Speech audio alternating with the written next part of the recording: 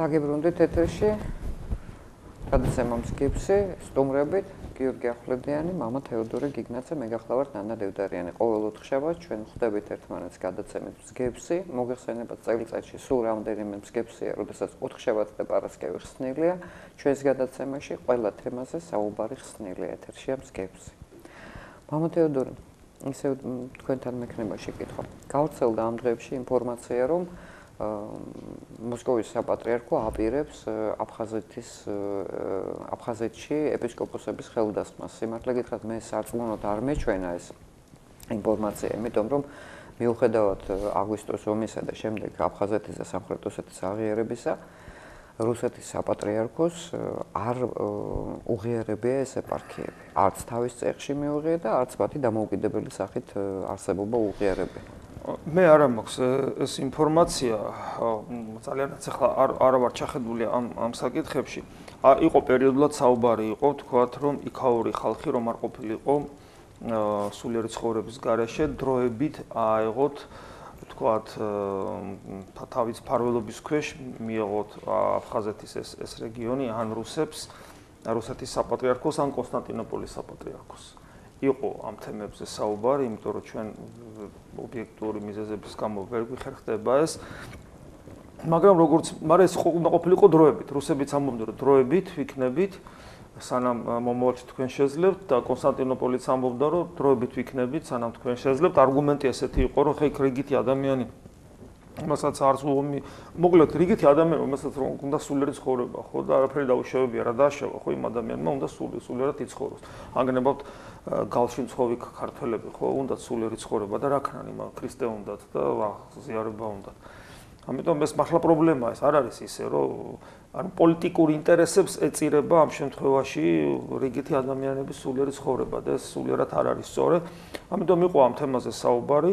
ახლა ჩვენ ვერ შევდივართ, იმიტომ რომ ნუ გასაგები მიზეზების გამო აბსოლუტურად უსაფრთხოება დაცული ვერ იქნება, გასაგებია და ხო, მაგრამ მე ეს რაღაც გაიყინა, რაღაც და არც იქით განვითარდა, არც აქეთ და გაჩერდა ეს პროცესი.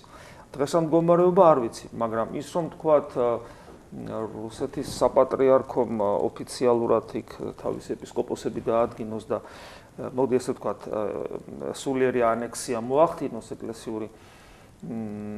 ცოტა მეეჭვება, იმიტომ რომ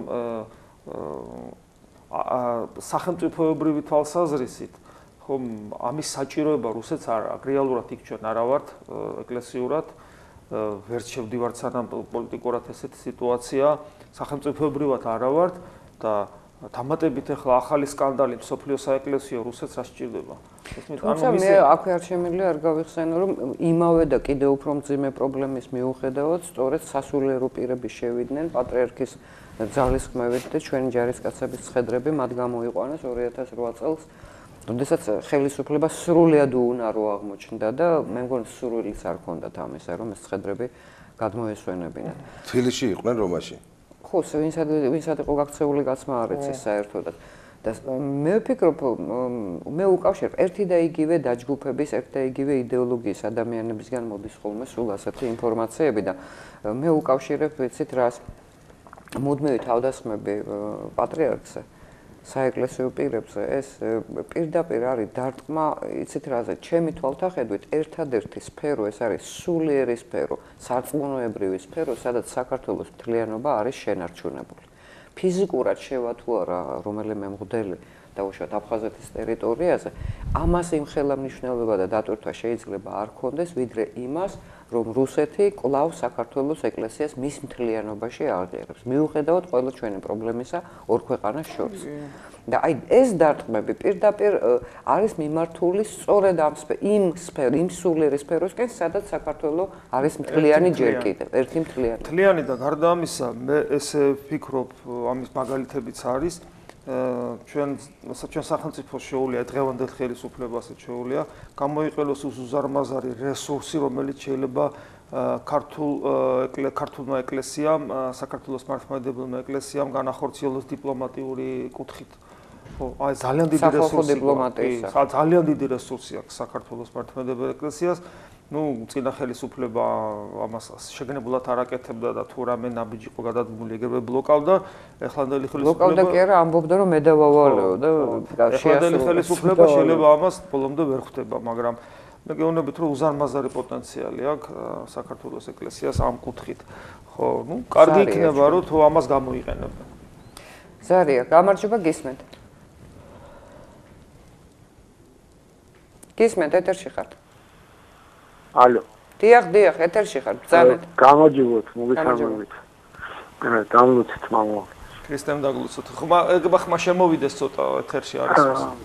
მე მინდა მოგილოცოთ ბზობა, წასული ხარება და მომავალი აღდგომის წინვალი დღესასწაული. რამოდენიმე მოკლე შეკითხვა მაქვს. ესე იგი, ირანთან დაკავშირებით ისაუბრეთ თქვენ და მე მაინტერესებს როგორ ფიქრობთ ანდობს თუ არა, ну, შეიძლება ჩვენამდე მოიყვანოს ირანმა ნავთობსადენები და აქედან გავიდეს ტრანსპორტირება, გადამამუშავება შეიძლება და ბენზინის სახითაც შეიძლება გავიდეს ევროპაში, მაგრამ რამდენად ანდობს გასადენს თურქეთს? აი ეს პირველი შეკითხვა მაქვს. მეორე, იცით ალბათ რომ ქვეყანაში არ არის აკრძალული არც აბორტი, არც ტოტალიზატორი კაზინოები და თუ ღმერთის შეწევნა არ იქნა, ვისი იმედი გვაქვს, ну, ჩვენი ხელის განძევასთან ერთად, მაგრამ ეს აუცილებელია, ამის გაცნობიერება იმედია, ოდესღაც იქნება, არც ანჩის ხატი და წყურის ხატი და ასე შემდეგ დაპატიმრებულია, როგორც ვიცით და ეკლესიებს არ უბრუნდება და ერთი შეკითხვა პოლიტიკოსთან, ბატონ გიორგისთან, რას ფიქრობს საქართველოს წიაღისეულებთან დაკავშირებით, უნდა ეკუთვნოდეს თუ არა მისი 51% მაინც საქართველოს. დიდი მადლობა, კარგად ბრძანდებოდეთ. დიდი მადლობა ზარისთვის. ბოლო შეკითხვიდან დავიწყოთ, მე მგონია და. კი, ბოლო შეკითხვა წიაღისეულს ეხება და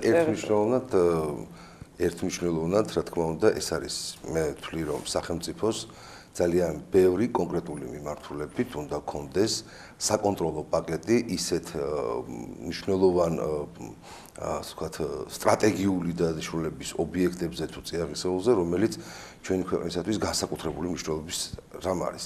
მართალია ხა მთელი 9 წლის განმავლობაში წინა ხელისუფლების მმართველობისა გვიმტკიცებდნენ რომ არ არსებობს სტრატეგიული დანიშნულების ობიექტი. ოღონდ როცა გაუჭირდათ 2008 წელს თქვენს რომ დაგვებომბეს სტრატეგიული დანიშნულების ობიექტები და მე ვიკითხე რაც არ არსებობს ბუნებაში როგორ დაგებომბეს. და გახსოვთ მაშინ ალბათ ეს იყო ძალიან სერიოზული კამათი იყო დაპირისპირება აი იმ გასადენთან დაკავშირებით სტრატეგიული გასადენი რო გვაქვს ამ შემთხვევაში რუსეთიდან რომ მოდის და საქართველოს გავლით ირანამდე რო ჩადის. და რატომღაც ტანკებიზეთ რო არ დადიან. ჩვენ ხო ესეთი ისე გვაქვს თუ რამე გვაქვს რუსეთთან დამაკავშირებელი ტანკებმა უნდა გაიარონ მაშინვე მასზე. გზა არის თუ მილიარი და იმით უნდა შემოვიდნენ ჩვენთან რო წაგერ 30 კილომეტრში დგანა. ერთ მნიშვნელოვნად პასუხი მაგაზეა რომ სახელმწიფოს უნდა გქონდეს ძალიან სერიოზული ბერკეტები, რასაც ქვია კონტროლის მექანიზმები თავის წიაღისეულზე და საკონტროლო პაკეტები უნდა იყოს მის ხელში. თუმცა ეს არ ნიშნავს იმას, რომ ძალიან დიდი ნაწილი ამ გარკვეული პაკეტებისა არ იყოს პრივატიზებაზე გატანილი და სახელმწიფოში ამ შემთხვევაში მართლაც ინვესტიცია არ შემოდიოდეს. ეს ერთ მნიშვნელოვანია. ეს არის ზოგადად სოციალური საბაზრო ეკონომიკის ერთი ფუნდამენტური პრინციპი, რამაც ზოგადად მთელი ევროპა მეორე მსოფლიო ომის შემდეგ ფეხზე დააყენა და დღემდე ის ქვეყნები, რომლებიც ამ ეკონომიკური მოდელის ერთგულნი არიან, გამოატარა დაზიანებების გარეშე ყველანაირ ეკონომიკურ კრიზისში. რაც შეეხება თემას, რამდენად ექნება ირანს სურვილი საქართველოს ტერიტორიის გავლით გაატაროს თავისი გაზი და ნავთობი, ცოტა პესიმისტურად შემიძლია მაგაზე პასუხი გავცე, რადგან დიდად ჩვენ გვახსოვს ძალიან კარგად ნინო ბურჯანაძის ინიციატივა, როგორც კი ითქვა თურქეთის ნაკადის შესახებ, რომ შავი ზღვის ფსკერზე უნდა გასულიყო გასადენი და თურქეთს მიეწოდებოდა და თურქეთი შემდგომ მიაწოდებდა ევროპას ქვეყნებს, ხო?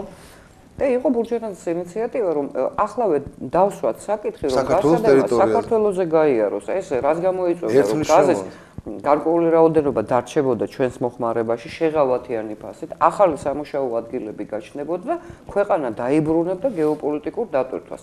მაგრამ არავინ არაფერი გააკეთა. ახლაც მე ახლა ამ ზარიდან პასუხი მე არ მაქვს და არ შენ არ გექნება, რა თქმა უნდა, მაგრამ პირველი ალბათ ვინც მოქმედება უნდა დაიწყოს, ნახოს საქართველოს ხელისუფლება, მთავრობა. და როგორც კი გაიგო, რომ სანქციები იხსნება და შეიძლება ეს ენერგეტიკული პროექტები იყოს, თქვა ჩვენ აქ ვართ, ჩვენ დაინტერესებული ვართ ამაში, მაგრამ ეს ხო არ ჩანს.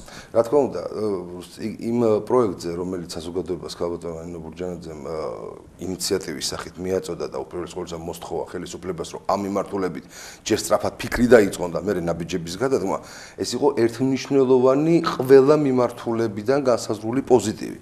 ეს იყო ამ შემთხვევაში ეკონომიკურად საინტერესო რუსეთისათვის და ჩვენთვის ხომ მით უმეტეს და ანუ აქ თანხwebdriver მოდიოდა, იმიტომ რომ რუსეთისათვის გაცილებით ძვირადღირებული სიამოვნება შავი ზღვის ფსკერზე გაატაროს მილი და მერე შემდეგ მისი ექსპლუატაცია, მისი პროფილაქტიკა, მისი რეაბილიტაცია საჭიროა წლების განმავლობაში, ვიდრე ეს გაკეთდეს თქვა ხმელეთზე და ამ შემთხვევაში საქართველოს ტერიტორიის გამოყენებით. ეს ერთი რომ ეკონომიკური ძალიან მნიშვნელოვანი ფაქტორია, მაგრამ 10 ჯერ უფრო მეტი პოლიტიკური მნიშვნელობის ფაქტორია.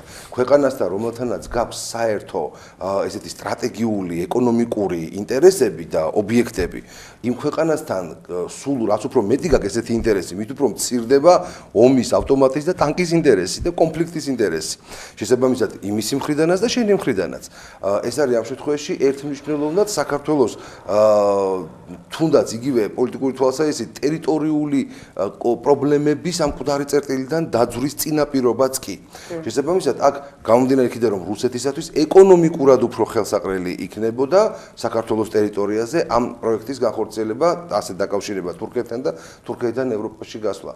თუმცა რაც შეეხება ირანს, აი ეს ფაქტორი აქ ცოტა ნაკლებად არის, რომ თქვათ საქართველოს გავლით წამოვიდეს და თურქეთს შეუერთდეს, ეს ცოტა უფრო შორი გზა არის, ვიდრე პირდაპირ თურქეთს შეუერთდეს და გავიდეს ევროპაში. აქ არის ცოტა პატარა პრობლემა მაგ თვალსაზრისით და მაგრამ თუ ამ შემთხვევაში, მაგრამ საუბარია ძალიან ბევრი რამ შეიძლება, თქვათ საერთო ინტერესები გამოინახოს იგივე აზერბაიჯანის გათვალისწინებით, რომელიც არის წყარო ენერგეტიკული მატარებლებისა და შესაბამისად, აი ჩვენ ყველანაირად დღეს უნდა ვეცადოთ იმას, რომ არ ამოვარდეთ აზერბაიჯანის ინტერესებიდან, აზერბაიჯანიდან საქართველოს ტერიტორიაზე, თქვათ იგივე ენერგეტიკული მატარებლების გატარების თვალსაზრისით. და ყველაფრის გლობალური ხედვა კი უკავშირდება იმას, რომ დღეს სულ უფრო და უფრო ის რაც ხდება დედამიწაზე და რაც ხდება აღმოსავლეთში, მით უმეტეს გვაფიქრებინებს, რომ დაპირისპირება აღმოსავლეთსა და დასავლეთს შორის იცვლება დაპირისპირება ჩრდილოეთსა და სამხრეთს შორის. ანუ რეალურად აი მე უბრალოდ გაგახსენებთ, რამდენად ხშირად იგივე ევროპა, იგივე შეერთებული შტატები ახსენებენ რუსეთს როგორც პარტნიორს გარკვეულ კონკრეტულ საკითხში იმ თემასთან მიმართებაში, როცა საუბარი არის გლობალური ტერორიზმის საფრთხესთან მიმართებაში. ყველას კარგად ესმის, რომ აი ამ მიმართულებითაც გეოპოლიტიკური, ასე ვთქვათ, წყალგამყოფი, რომელიც დღეს არის ვერტიკალური, ხდება ჰორიზონტალური. და ესეც ამ შემთხვევაში პირდაპირ პროპორციულად ძალიან სერიოზულად დაისახება ჩვენი ქვეყნის ინტერესებზე, იმიტომ რომ საზღვარზე ვართ. ამ შემთხვევაში ქრისტიანული და დანარჩენ სამყაროსთან მიმართებაში, რაც არის ძალიან წყალგამყოფი ჩვენი სახელმწიფოს საზღვართან გავა. რეალურად რომ ვთქვა, ჩვენ ამისათვის მზად უნდა ვიყოთ და ამიტომ ჩვენ ხა რეალურად უნდა დავუკვირდეთ და შევხედოთ იმ რეალობას, რომ უნდა დავასრულოთ ილუზიებში ფიქრი და ფრენა, უნდა გამოვაცხადოთ, რომ ნატოში გაწევრიანება აღარ უნდა იყოს ელემენტარულად ჩვენი ნომერ პირველი ამოსავალი წერტილი, რომელთაც უნდა გავიღვიძოთ და რომელიც უნდა დავიძინოთ. ჩვენ უნდა გამოვაცხადოთ, რომ უნდა საქართველოს იფიქროს სვლა უბლოკო სტატუსისკენ, რომ საქართველოს არ გახდეს არც ერთი სამხედრო კოალიციის ამ ბლოკის წევრი და ამის სანაცვლოდ დაიბრუნოს თავისი ტერიტორიები. ეს არის ამ შემთხვევაში ის პოლიტიკა, რომელთაც ჩვენ შეგვიძლია ამ შემთხვევაში რუსეთს, რომელთანაც გვაქვს გარკვეული პრობლემები მოსაგვარებელი, უმძიმესი პრობლემები მოსაგვარებელი, თქვათ ოკუპაციის, ტერიტორიული თემების და ასე შემდეგ. რუსეთი გვეუბნება, რომ ის ჩვენში ხედავს საფრთხეს და უკავშირდება ისევ იმ თემას, როდესაც პუტინმა ფიცი დადო თავის სამშობლოს წინაშე.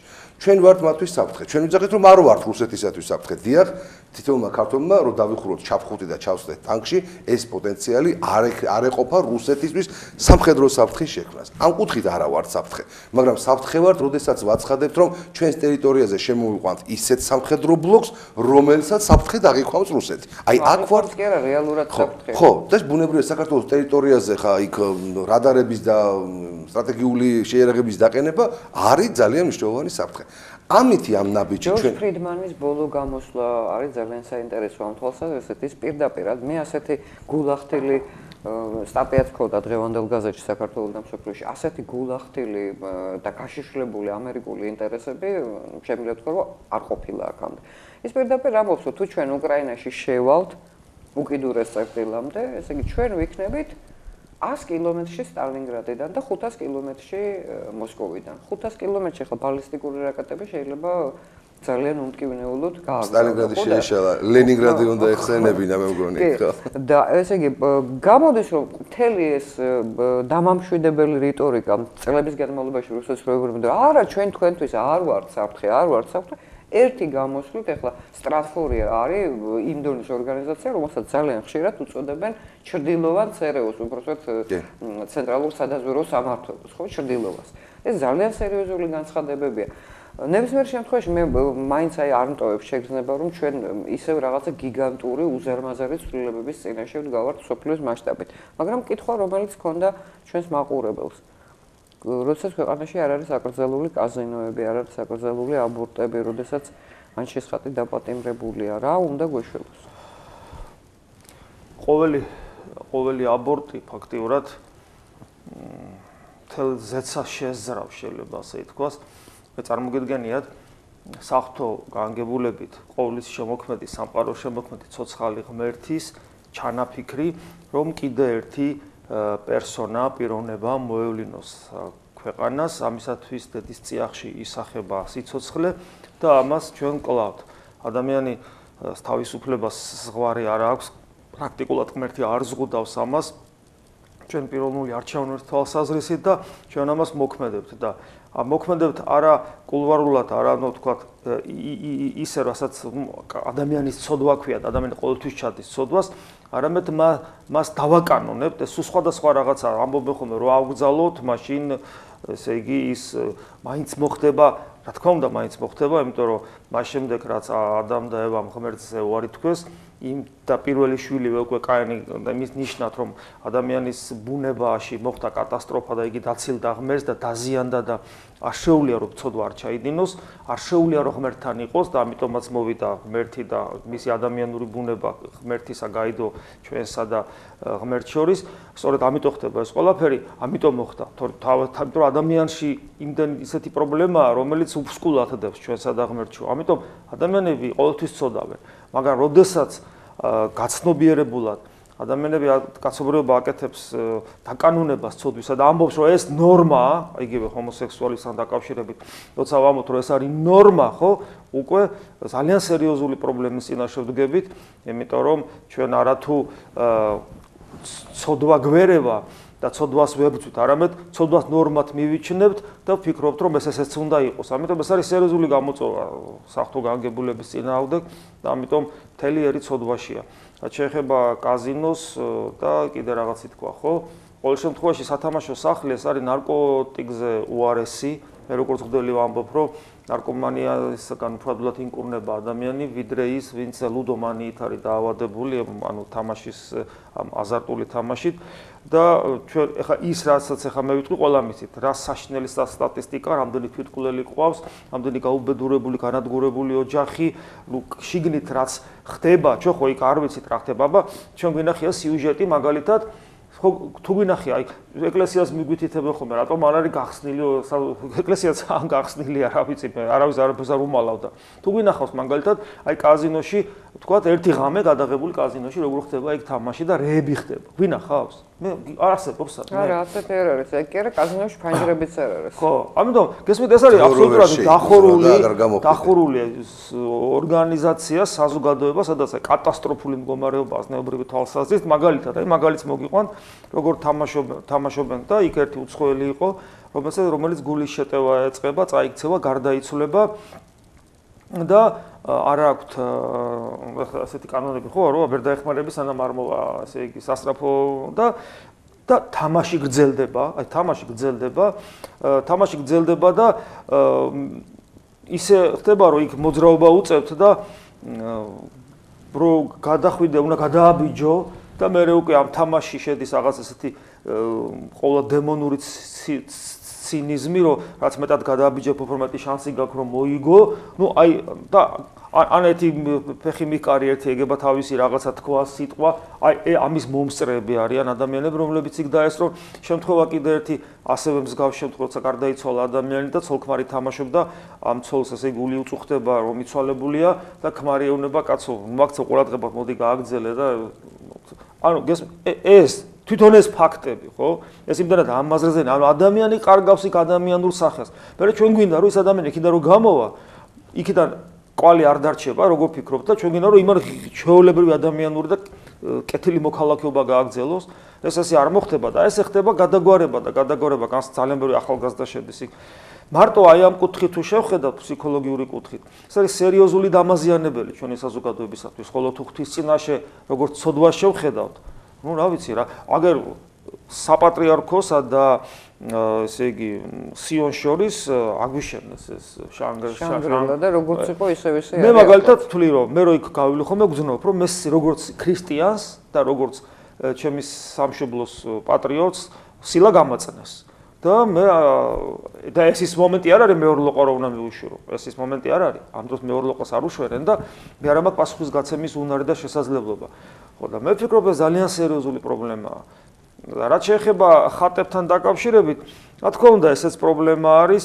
რა ვიცი, ეს საბჭოური იმიდან ვერ გამოვდივართ, რომ ეს ხატი ცოცხალია, როცა იმის წინაშე ღმერთის წინაშე ლოცულობენ და ხატი არის შესაძლებლობა ღმერთთან შინაგანი განმარტოებისა და როცა ის სამუზეუმო ექსპონატად იქცევა, ის უკვე თავის ფუნქციას კარგავს და ეს ცალკე პრობლემაა კიდე და მოკლედ უამრავი პრობლემა გვაქვს ჩვენ და ამაში რა თქმა უნდა ეთყობა ჩვენი ბრალიც არის, მე ესე ვფიქრობ, იმიტომ რომ ეთყობა ჩვენი სიტყვა მე ამ შემთხვევაში საეკლესიო იერარქიას გულისხმობ. ჩვენი სიტყვა არ არის ძალმოსილი. ანუ ის ვერ აღწევს ადამიანთა გულამდე და თუ ესეა, ეს ნიშნავს არა იმას, რომ ეკლესიაში მადლის ნაკლებობა, ეს ნიშნავს იმას, რომ მე ვერ ვცხოვრობ მადლის შესაბამისად, როგორც სასულიერო პირი.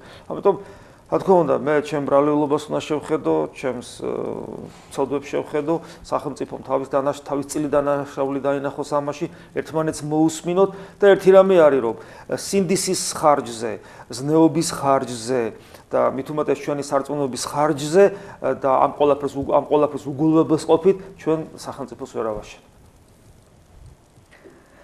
გიორგი, სად არის სახელმწიფოს ადგილი?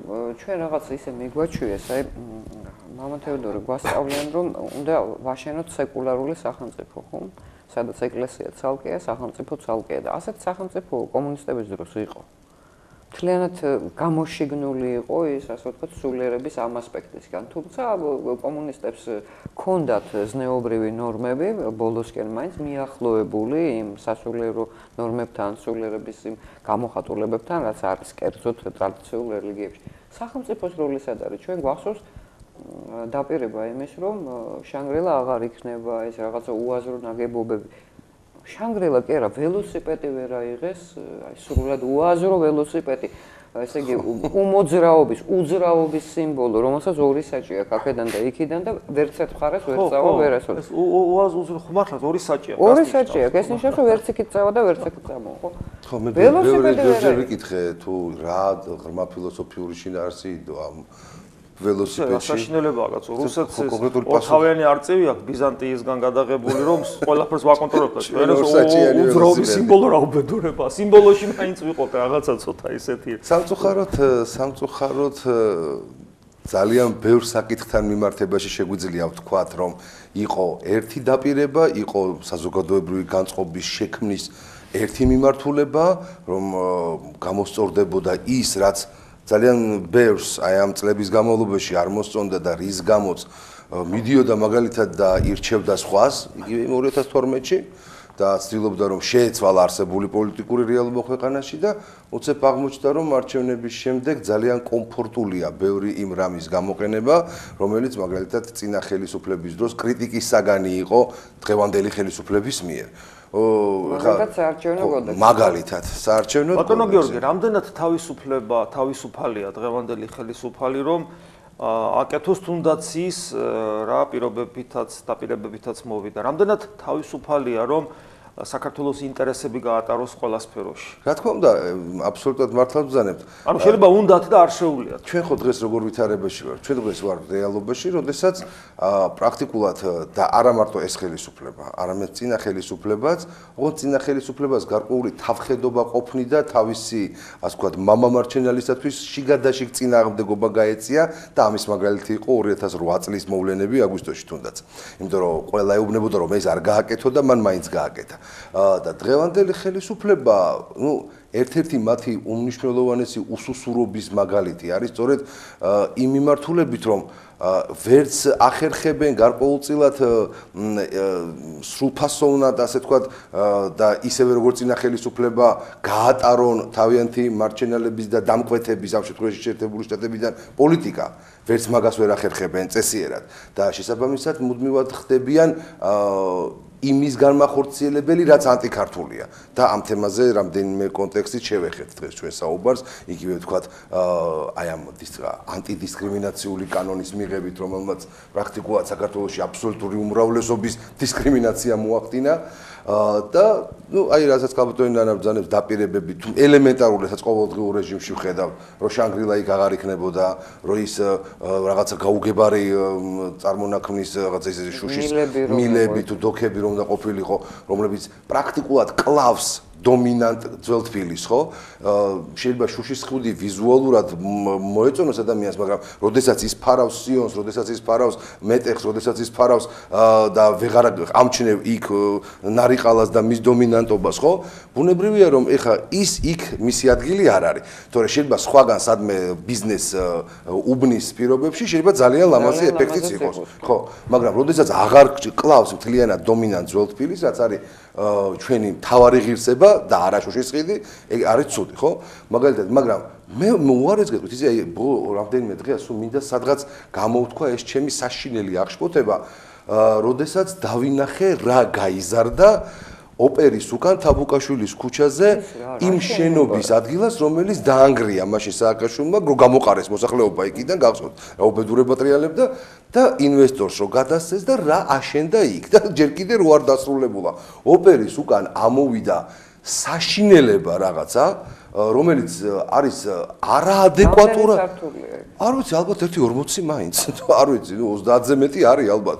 იმიტომ თითქმის ორჯერ მაღალია, ვიდრე რედისონი, ყოფილი ივერია. შესაბამისად, ისეთი რამე ხდება რუსთაველის გამზირის, რომელი კუთხიდანაც არ უნდა გაიხედო, ხელში აღარც ოპერა აღარ არის დომინანტი, აღარც რუსთაველის თეატრი, აღარც თქვათ იმელის უზარმაზარი შენობაც კი.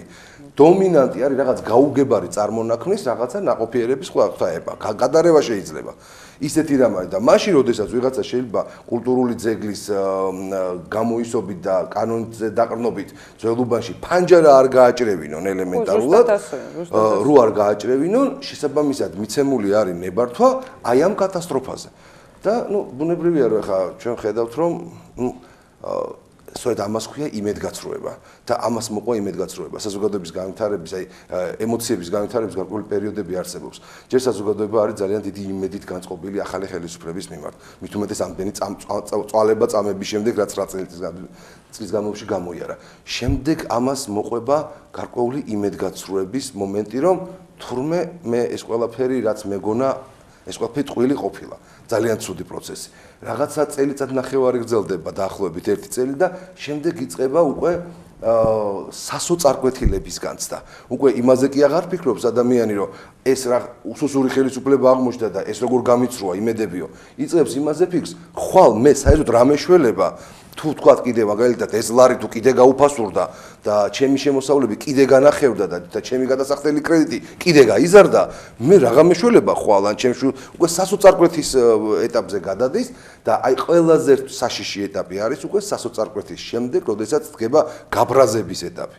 გაბრაზების ეტაპი, რომელიც ხდება უკვე წინაპირობა. ძალიან იმედი ნუ გექნებათ ამ გაბრაზების, იმიტომ რომ აუცილებლად დადგება. ხალხის გაბრაზება არ ხდება 2 წელიწადში, 3 წელიწადში, 4 წელიწადში არ ხდება. თუმცა 4 წელიწადში ხდება. მაგრამ აქ მეორე 2 წელიწადში ცოტა ადრეა, მაგრამ 4 წელიწადში ხდება. მეორე პრინციპული მომენტია ის, რომ აი მეც კი საკუთარ თავს ვიჭერ ხოლმე, როცა ობიექტურად გასაკრიტიკებელია ხელისუფლება და მე არ ვიხე უკან კრიტიკაზე, ყოველთვის ვფიქრობ, რომ ისე არ გამომივიდეს, რომ ამით ისარგებლოს წინა ხელისუფლების წარმომადგენლები. აი ერთადერთი გადარჩენა ქართული ოცნების არის ბუად გამოცხადება ნაციონალური მოძრაობის და მუდმივად იმის მტკიცება საზოგადოებისათვის, რომ მე თუ არა, აი მიშა დაგიბრუნდებათ, ნაციონალები მოვლენ ხელისუფლებაში.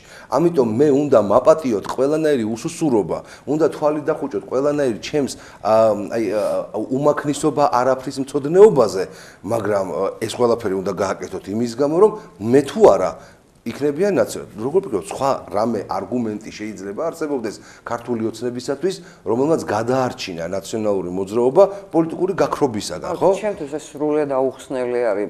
ერთადერთი მოტივაცია შესაძლოა, რომ ჩვენი მოვალეობა ვიხსნათ და გადავარჩინოთ ნაციონალური ერთადერთი. იმისათვის რომ წარმოიდგინეთ, მაგალითად გაერთიანებული დემოკრატიული მოძრაობა რო იყოს დღეს პარლამენტში ძლიერი ოპოზიცია დღევანდელი ხელისუფლების. ხო ვერანაირად ვერ ეტყვის ან კიდე სხვა რომელიმე პოლიტიკური ოპოზიციაც რო იყოს პარლამენტში, ხო? ვერანაირად ვერ ეტყვის ხელისუფლება ამ ოპოზიციას, რატო ჩაიდინე მკვლელობა, რატო ჩაიდინე, თქვათ, ძალადობა, რატო ჩაიდინე უკანონო დანაშაულები და ასე შემდეგ. და ეხლა როგორი ვითარება, რაზეც არ უნდა მიუთითოს ამ შემთხვევაში საპარლამენტო უმცირესობამ ნაციონალური მოძრაობის სახით ქართულ ოცნებას ის ყოველთვის პასუხს ვერ ცემს რა იმაზე თუ რატომ არის სუსტი ეკონომიკა, რატომ გაუფასურდა ლარი, რატომ ვერ გააკონტროლა ეროვნულ ბანკმა თუ არა და ამაზე ყველაფერზე პასუხები არსებობს და რატო ვერ ცემენ პასუხს? შესაბამისად ერთი რომ აი ამ არგუმენტებით ვერ იგებენ დებატებს, თქვენ გინახავთ პარლამენტი საქართველოში, როდესაც ხელისუფლება მუდამ გაურბის დებატებს. მესმის ხელისუფლება უკვე შევეჩვეთ, რომ გაურბის საგამოძიებო კომისიებს კარგით. კი ბატონო, ეს რაღაცა უკვე სტიგმასავით არის ქართულ პოლიტიკაში, მაგრამ ხელისუფლება მუდმივად გაურბოდეს დებატებს, რაში ჭირდება პარლამენტი? გაუგებარია. პარლამენტი ხო მუდმივად პოლიტიკური აზრთა ჭრიდილის დებატების საკითხია და საგანია, სადაც პოლიტიკა იქმნება. ხელისუფლება კატეგორიულად გაურბის. გინდა პრემიერ-მინისტრი მივიდეს პარლამენტში, გინდა პრეზიდენტი მივიდეს პარლამენტში. ანუ სადაც არის კარგი საშუალება დებატები მოყვეს ამას ყველაფერს. ყოველთვის ამბობს ვარს, იმიტომ რომ მუდმივად ააგებს ამ დებატებს. ერთადერთი სათქმელი რაც აქვს ნაციონალური მოძრაობისათვის და იმეორებენ, რომ აი თქვენ არა გაქვთ, მართლა არა აქვს მორალური უფლება ბევრი რამის თქმის. ამას სარგებლობს ხელისუფლება და მუდმივად გვეუბნება, რომ აი მე თუ არ ვიქნები, იქნებიან ნაციონალური მოძრაობა. არ იქნები. ეს არის მაგათი, მაგრამ დღეს უკვე სიტუაცია არის ესეთი, რომ იმდენად ძლიერდება ამ ორივე მიმართულების ალტერნატივა და ყოველგვარი თქვა სერიოზული თავდაბლობის გარეშე ჩემილია ამის გაცხადება გაერთიანებული დემოკრატიული მოძრაობის სახით, რომ ასე მარტივად პოლიტიკური გადანაწილების და ესეთი პოლიტიკური აჯაბსანდალი შეთავაზება ხელისუფლებას უკვე აღარ შეიძლება საზოგადოებისათვის. კეთილი, პოლიტიკოსები მაინც თავისი პოლიტიკური გადასახედიდან უყურებენ ხოლმე მოვლენებს და აბა სხვანაირად ვერც იქნება. მამა თეოდორი, თქვენ როგორ ფიქრობთ? აი რა გამოსავალია ასეთი ვითარებიდან? გვახსოვს რაც იყო ის დაუვიწყარი წლები ბჭყალებში. ვიცით ეს 2 წელიწად ნახევარი. გარკვეულწილად მე ვიზიარებ გიორგის შეხედულებას იმაზე, რომ ეს ორი ძალა, რა თქმა უნდა, საკარგად იყენებს ერთმანეთს თავიანთი პოლიტიკური არსებობისთვის. ჩვენ რა ვქნათ? ჩვენ ერთი ყოფილი მინისტრის არ იყოს. ჩვენ საერთოდ ქართველი კაცი უნდა მიეჩვიოს, მე ისე როგორც მორწმუნე კაცი ვისაუბრებ, მორწმუნე ადამიანი უნდა მიეჩვიოს, რომ არავინ ჩვენს გასაკეთებელს არ გააკეთებს და რომ არ შეიძლება რომ იმედები დაამყარო რომელიმე ხელისუფლებაზე, რომელიმე პარტიაზე და მით უმეტეს რომელიმე ადამიანზე, თქვა. ამ შემთხვევაში ძალიან დიდ დივიდენდებს ფლობდა ბატონი ბიძინა, იმ მრავალი ქველმოქმედების გამო რაც მან გააკეთა და ასევე შეიძლება ზოგი ფიქრობდა, რადგან ბევრი ფული აქვს, ამიტომ მისთვის იოლი იქნებოდა საქართველოს გაწყვეტილება და ასე შემდეგ. თუმცა დამოკიდებულება ჩვენი არასწორია. ეს მარტო ბიძინას არ ეხებოდა, მაგალითად, გახსოვთ ბუში რო ჩამოვიდა რა მდგომარეობა იყო და იცეკვაო, რაღაც იცეკვა, ესე იგი უკვე ყველაფერი კარგად იქნებოდა. ეს ესე იყო ყოველთვის და ეს მიდგომა არ არის სწორი. ქრისტიანი ესე არ უყურებს.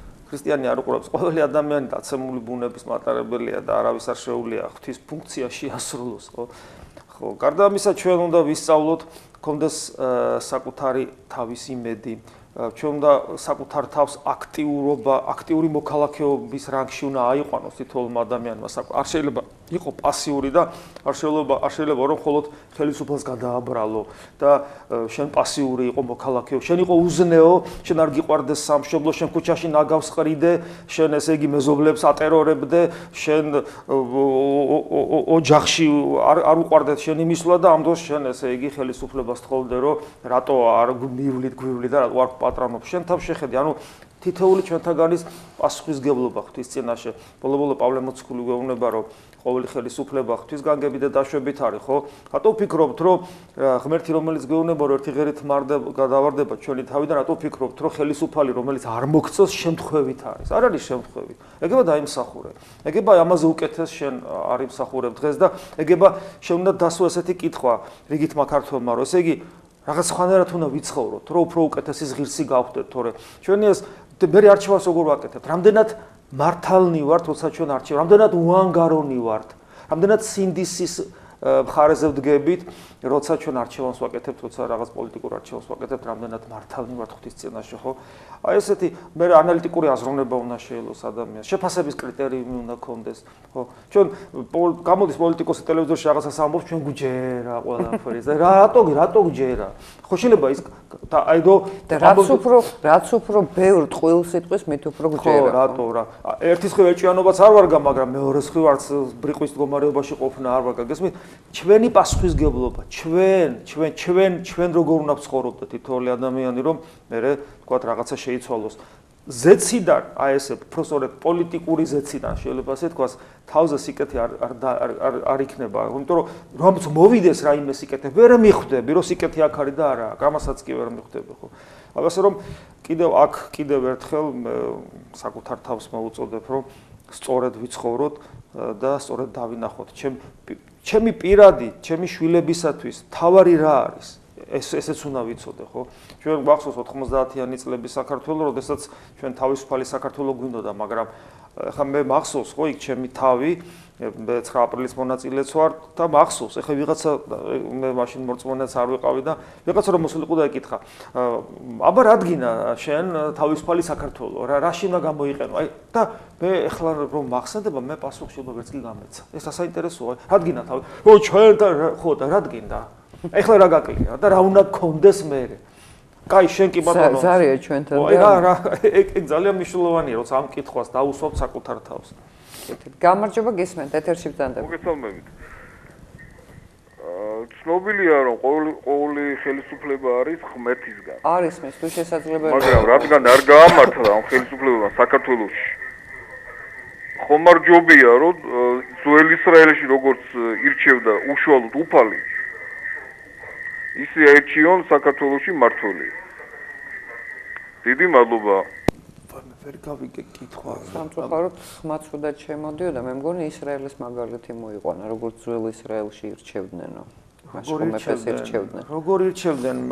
ერთხელ მოხდა არჩევა, ესე იგი, საულის და საულმა არ გაამართლა და სხვათა შორის საულის არჩევა მოხდა იმ კუთხით, რომ აი ხალხს რაც უნდოდა და ხალხს რა უნდოდა? ძლიერი მეფე და საული იყო ყველაზე მაღალი თელს ისრაელში და თავის ფიზიკური და პატრიოტიც იყო, განა არ იყო? იყო პატრიოტი და ვაშკაცი კაცი იყო, ვაშკაცი პატრიოტი და ფიზიკური მონაცემები ქონა საუკეთესო და თვითონ მეფე რა თუნდოდა. ხათა შორის ხელისუფლების არჩევა აი ძალიან საინტერესოა, ხო?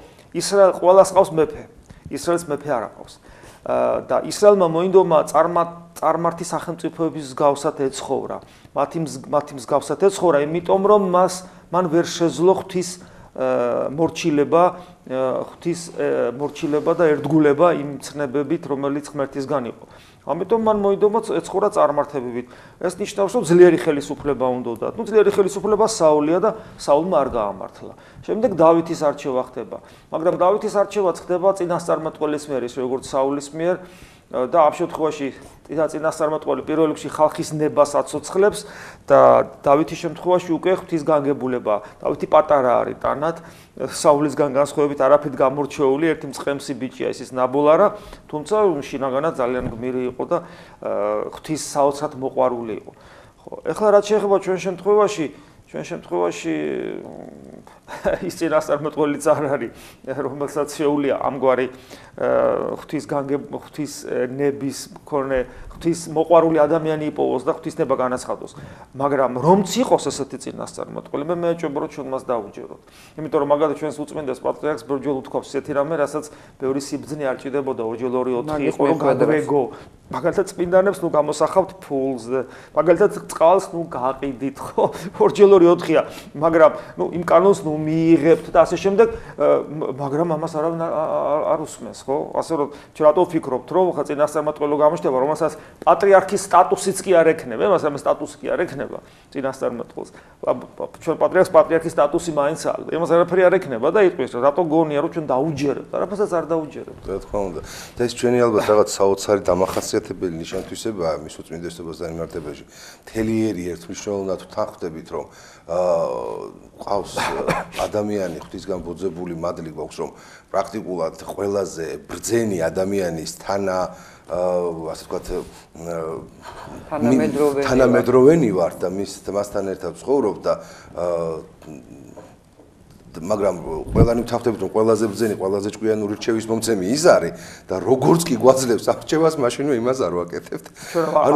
ყველაზე მთავარ რჩევას. როგორც კი რჩევას გვაძლევს, რომ აი რაც მამაო ბრძანა ეს გააკეთეთ, ის გააკეთეთ, იქნება ესე გააკეთოთ ან იქნება ესე დამიჯეროთ უკეთესი იქნება ქვეყნის, მაშინვე ვაკეთებთ საპირისპიროს, თუმცა როგორც კი რაღაცა გვეკითხებია, ყველანი ვთავდებით რომ პატრიარქზე ბრძენი არავინ არ არის. ჩვენ ასე განვესწრით, მაგრამ არაფერს არ უჯერებთ და ერთხელ მაინც რო გვეცადა და დაგვეჯერებინა იქნებ მართლა რაღაცა წაღმა წავიდეთ და არა უკვე მოვიარეთ. რა მე ეხლა პავლე მოციქულის ამ სიტყვებში რომ ყოველი ხელისუფლება ღვთის განგებით არის და შესაბამისად რასაც ხელისუფლება აკეთებს ამით ღმერთი რაღაცას გვეუბნება, ეხლა განსაკუთრებულად დავწმუნდი ამ წუთში, იმიტომ რომ გამახსენდა ერთ-ერთი ჩვენი უმაღლესი ხელისუფალის გამონათქვამი, როდესაც მგონი ეს ანტიდისკრიმინაციულ კანონთან დაკავშირებით იყო და როცა მას კითხეს რომ პატრიარქი წინააღმდეგიაო თქვენ და ეს რაღაც პატრიარქზე დადებით კონტექსტში საუბრობდა და მე უცებ ამას ეკითხება ჟურნალისტი რომ კი მაგრამ პატრიარქი რო წინააღმდეგიაო და პასუხი იყო საოცარი პატრიარქი ბრძენი კაცია რას თქვენ თქვით ეს თქვა მაგრამ და ეს მაგრამ არის აი რომელიც პორტრეტია რა მაგრამ ჩვენი ამბიციები გვაქვს დიახ ბატონო აი ამბიციები გვაქვს ეს ამბიციებს რა უყოთ ეს ამბიციები რომელიც გვანადგურებს ეს ამბიციები იყო რომელსაც 21 წლის საქართველოს დაგვამხო თავზე იმიტომ რომ მაშინაც თქვა უმაღლესმა ხელისუფლებმა რომ მე არ დაუშვებ სახელმწიფოში მეორე სახელმწიფოს არსებობას და მისათვის დაიწყო ძარცვა ეკლესიების და ასე შემდეგ ნუ პატრიარქი მოკლეს და ვინ მოკლა არ ვიცი მაგრამ გამოძიებით თავი რო არ მოუკლავთ ეს ფაქტია აი როგორ ხელისუფლებასაც ეს მამაოც ამაზე ბრძანებდა ახლა როგორ ხელისუფლებასაც იმსახურებს ერი სუსტად ისეთ ხელისუფლებას მოულენს მას ღმერთი. შეუძლებელია იმსახურებდა დავით აღმაშენებელს და 9 წელი ყავდეს სააკაშვილი და ბოლო 3 წელიწადი ის რაც ყავს. ან შეიძლება იმსახურებდე და თუ იმსახურებ იმას რაც ყავს, შეუძლებელია დავით აღმაშენებელი მოგივლინოს, იმიტომ რომ მას მაშინვე მოუკლავთ. ეცე რა, არა მე მაინც აი შინაგანად სულ მაქვს ეს შინაგანი ბრძოლა მაქვს რომ შეიძლება ვიღაც იმსახურებს იმაზე უარესსაც ვიდრე დღეს ხდება, მაგრამ აი მე და არაერთი ადამიანი ვისაც ვიცნობ, ხო, მარტო ჩემზე ხო არა მაქვს აქცენტი. ვინც არ ვიმსახურებთ, იმათ რა დავაშავეთ.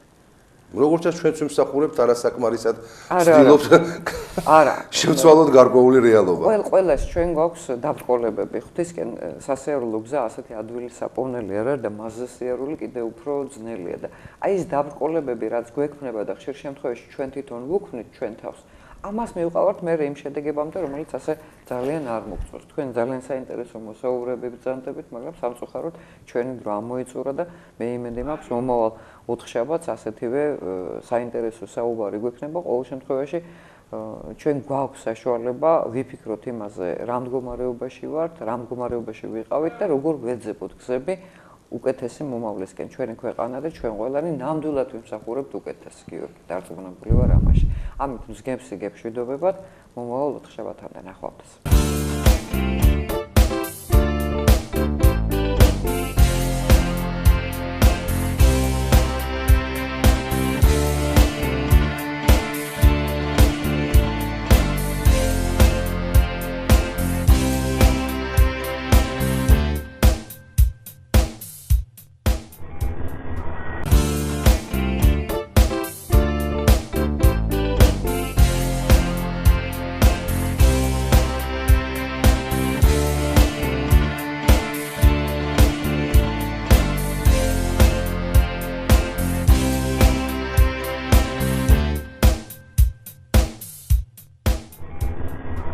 საღამო მშვიდობის ეთერში გადაცემა მსგებსი.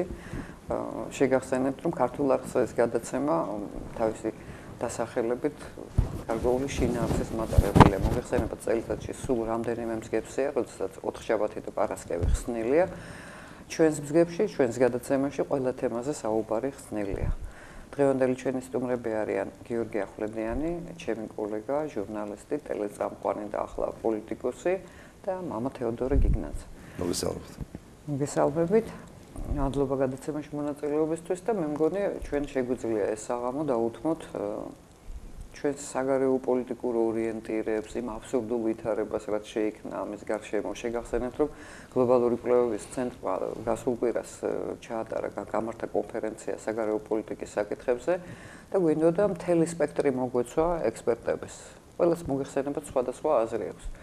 და ყველაზე გვარებს არ დავასახელებ, ყველაზე გამოკვეთილი პროდასავლური, პრონატოური ექსპერტები ერთი არ მოვიდა, ეს გასაგები პოზიცია, თუმცა ნათქვამი ქონდა რომ მოვიდოდა, მაგრამ მეორე მოვიდა და რომ გადახედა დარბაზს, დაგვტოვა ესე რომ საერთოდ არაფერი არ უთქვამს.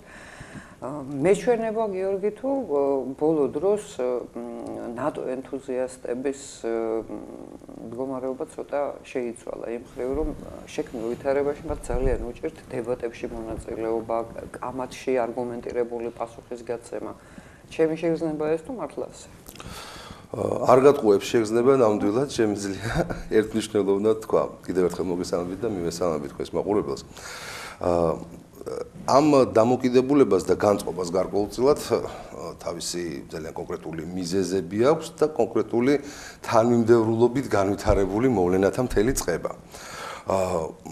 მოდით ვთქვათ, რომ იყო დრო, ვთქვათ, მაგალითად 2008 წლამდე, როდესაც საზოგადოებაში ერთმნიშვნელოვანი მოლოდინი, რომ ჩვენ მართლა რეალურად შევდგამდით ფეხს იმ სამხედრო გაერთიანებაში, რომელიც უზრუნველყოფდა ჩვენს, ვთქვათ, უსაფრთხოების ქოლგას და დაგვეხმარებოდა შემდეგ ტერიტორიული მთლიანობის პრობლემის ბოლომდე მოგვარებას თუ არა, რაღაც ამკვდარი წერტილიდან დაძვრას მაინც, ეს გაწყობა ნამდვილად არსებობდა და ამას ერთმნიშვნელოვნად ხელს უწყობდა ისეთი თუნდაც გაჟღერებული გზავნილი თვითონ ნატოს ორგანიზაცია ჩრდილოატლანტიკური ალიანსისა საქართველოსთან მიმართებაში, რომელიც ფიქსირდებოდა რეზოლუციებში და პირდაპირ გვეუბნებოდნენ, რომ მიუხედავად იმისა, რომ საქართველოს არის დღეს კონფლიქტურ მდგომარეობაში, აქვს ტერიტორიული პრობლემები და სასაზღვრო პრობლემები, ვთქვათ, იგივე თავის ჩრდილოელ მეზობელთან მიმართებაში და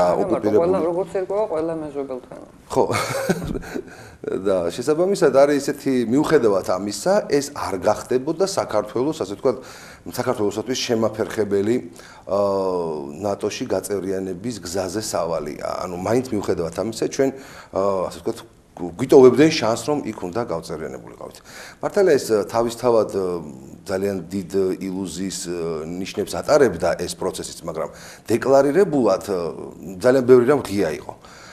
ну რა თქმა უნდა იმ პროცესებმა რომელმაც და სხვათა შორის საინტერესო რამ აქვე მინდა ვთქვა და მას მე ძალიან კონკრეტულად გავავლე პარალელს 2008 წლის საპრეზიდენტო არჩევნების პარალელურად მაშინ ჩატარდა პლებისციტი სადაც იყო დასმული კითხვა გაქვთ თუ არა სურვილი რომ საქართველოს ნატოში გაწევრიანდეს. და რომელზეც სულ ეძახიან რომ იყო რეფერენდუმი და არ იყო რეფერენდუმი. ხო, არა რეფერენდუმი არ ყოფილა, ის იყო პლებისციტი, ის იყო საზოგადოებრივი აზრის გამოკითხვა. და არავითარი რაღაცა საკანონმდებლო ვალდებულება იმას არ მოყოლა, რომ საზოგადოების აზრი დააფიქსირეს.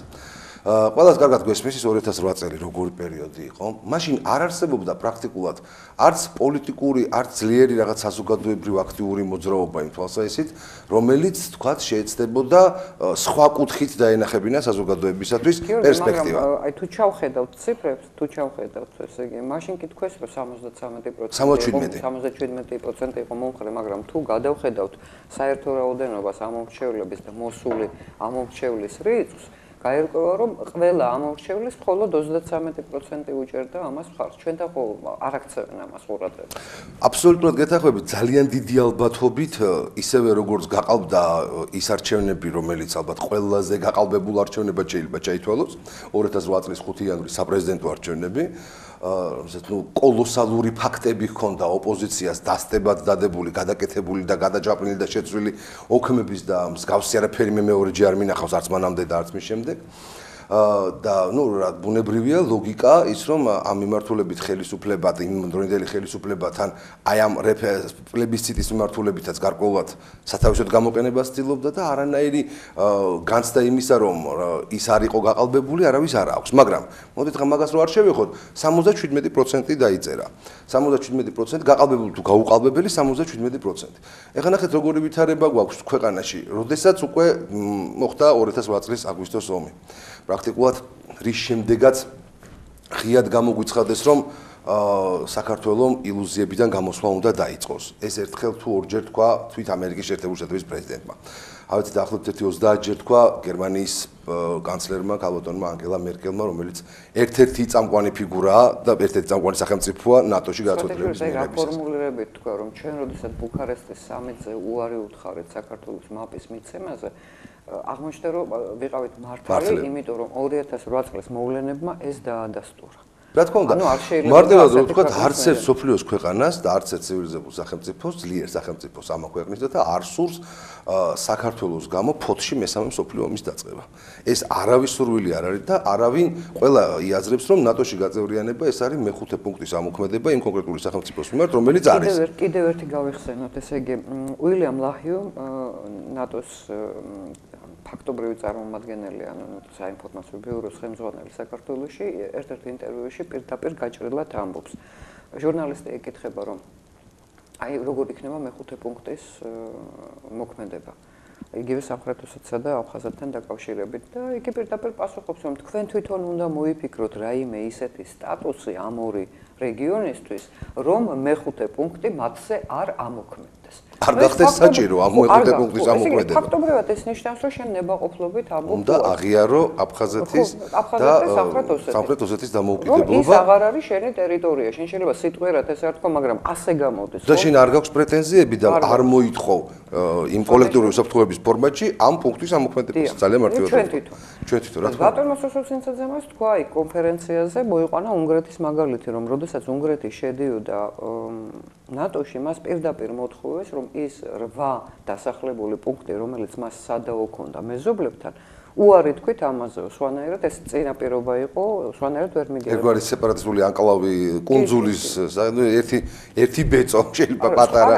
სხვა საქმე რა შეიძლება რომ დღესაც უნგრეთს აქვს პრეტენზია თავის მეზობელ სახელმწიფოებთან და რატო გაამარტივეს იგივე პასპორტების გადაცემის რეჟიმი, რომ კაცი რომელიც აღიარებს რომ მე ვარ უნგრელი და ვფლობ უნგრულ ენას, ეს ავტომატურად იღებს მოქალაქეობას, იმიტომ რომ ასეთი ადამიანები საზღვრისპირა უამრავ სხვადასხვა ტერიტორიაზე მათ ყავთ.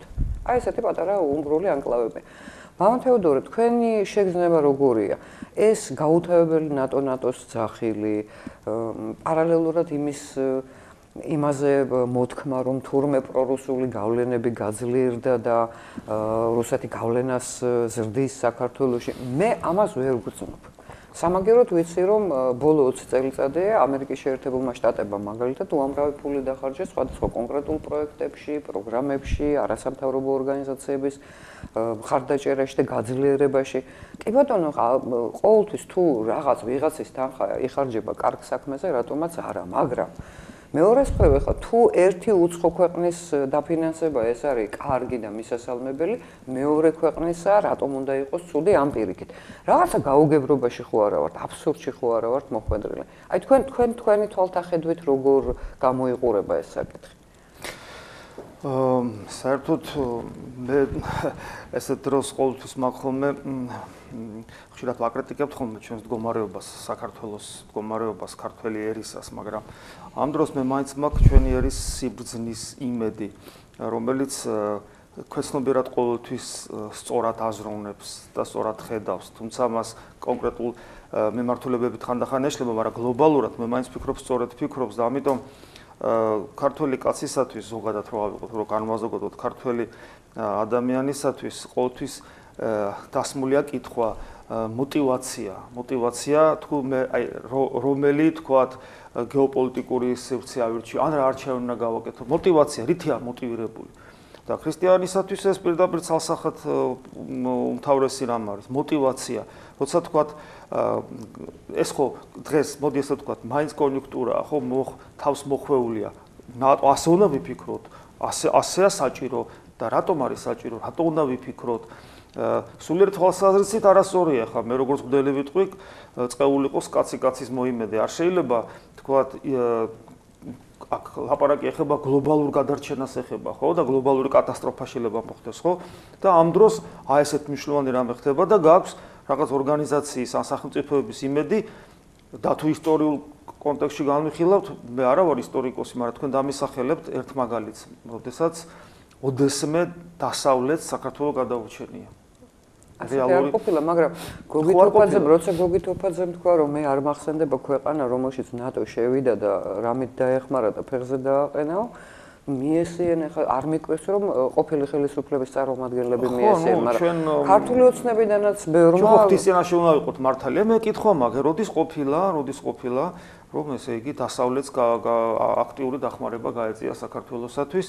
ან საქართველოს თავი დავანებოთ იგივე ბიზანტიისათვის ხო ბიზანტია ჩახლაპა ოსმალეთის იმპერიამ მაგრამ ის ყოველთვის გარიგებაზე მოდის ესე იგი სულიერ ღალატზე გითანხმებს და მე მაინც არ გეხმარება ისტორიულად ესე იყო იმიტომ რომ დასავლეთი ძალიან პრაგმატულად ფიქრობს თავისი პრაგმატული ინტერესები აქვს ნუ პრაგმატული ინტერესები აქვს რუსეთსაც და იყო მითი შექმნილი წლების განმავლობაში მე ძალიან კარგად მახსოვს თქვენს გახსოვთ და ეხლაც პერიოდულად ჟღერდება ეს მითი რომელიც შეიძლება ვიღაცას ეს მოეწონოს, ვიღაცას არ მოეწონოს, მაგრამ რამდენად რეალობას ასახავს მითი რომ რუსეთი საცაა დაიშლება, ჩვენ აუცილებლად მოვესწრებით როგორ დაიმხობა რუსეთი გაცამტვერდება, ხო? არსებობს ეს მითია, იმიტომ რომ რა ვიცი, უკვე რამდენი წელი გავიდა უყურებ და ეს მითი რაღაც რეალიზებას არ აპირებს და თუ ეს მითი კიდე შეგნებულად არის შემოგდებული ჩვენ ცნობიერებაში, ხო, ეს დამღუპელია, იმიტომ რომ ამხელა ძლიერი უზარმაზარი სახელმწიფო, რომელიც საცაა უნდა დაიშალოს, ამიტომ მის პოლიტიკური ინტერესებს ყურადღება არ უნდა მივაქციოთ და ჩვენ ვაკეთოთ და შედეგებს კი ვიმკით. აქ და ხდება მეათ ადრეს ვქვი, ხდება ზნეობრივი შეფასება რუსეთის სახელმწიფოსის და ზნეობრივი შეფასება რუსეთის ხელისუფლების.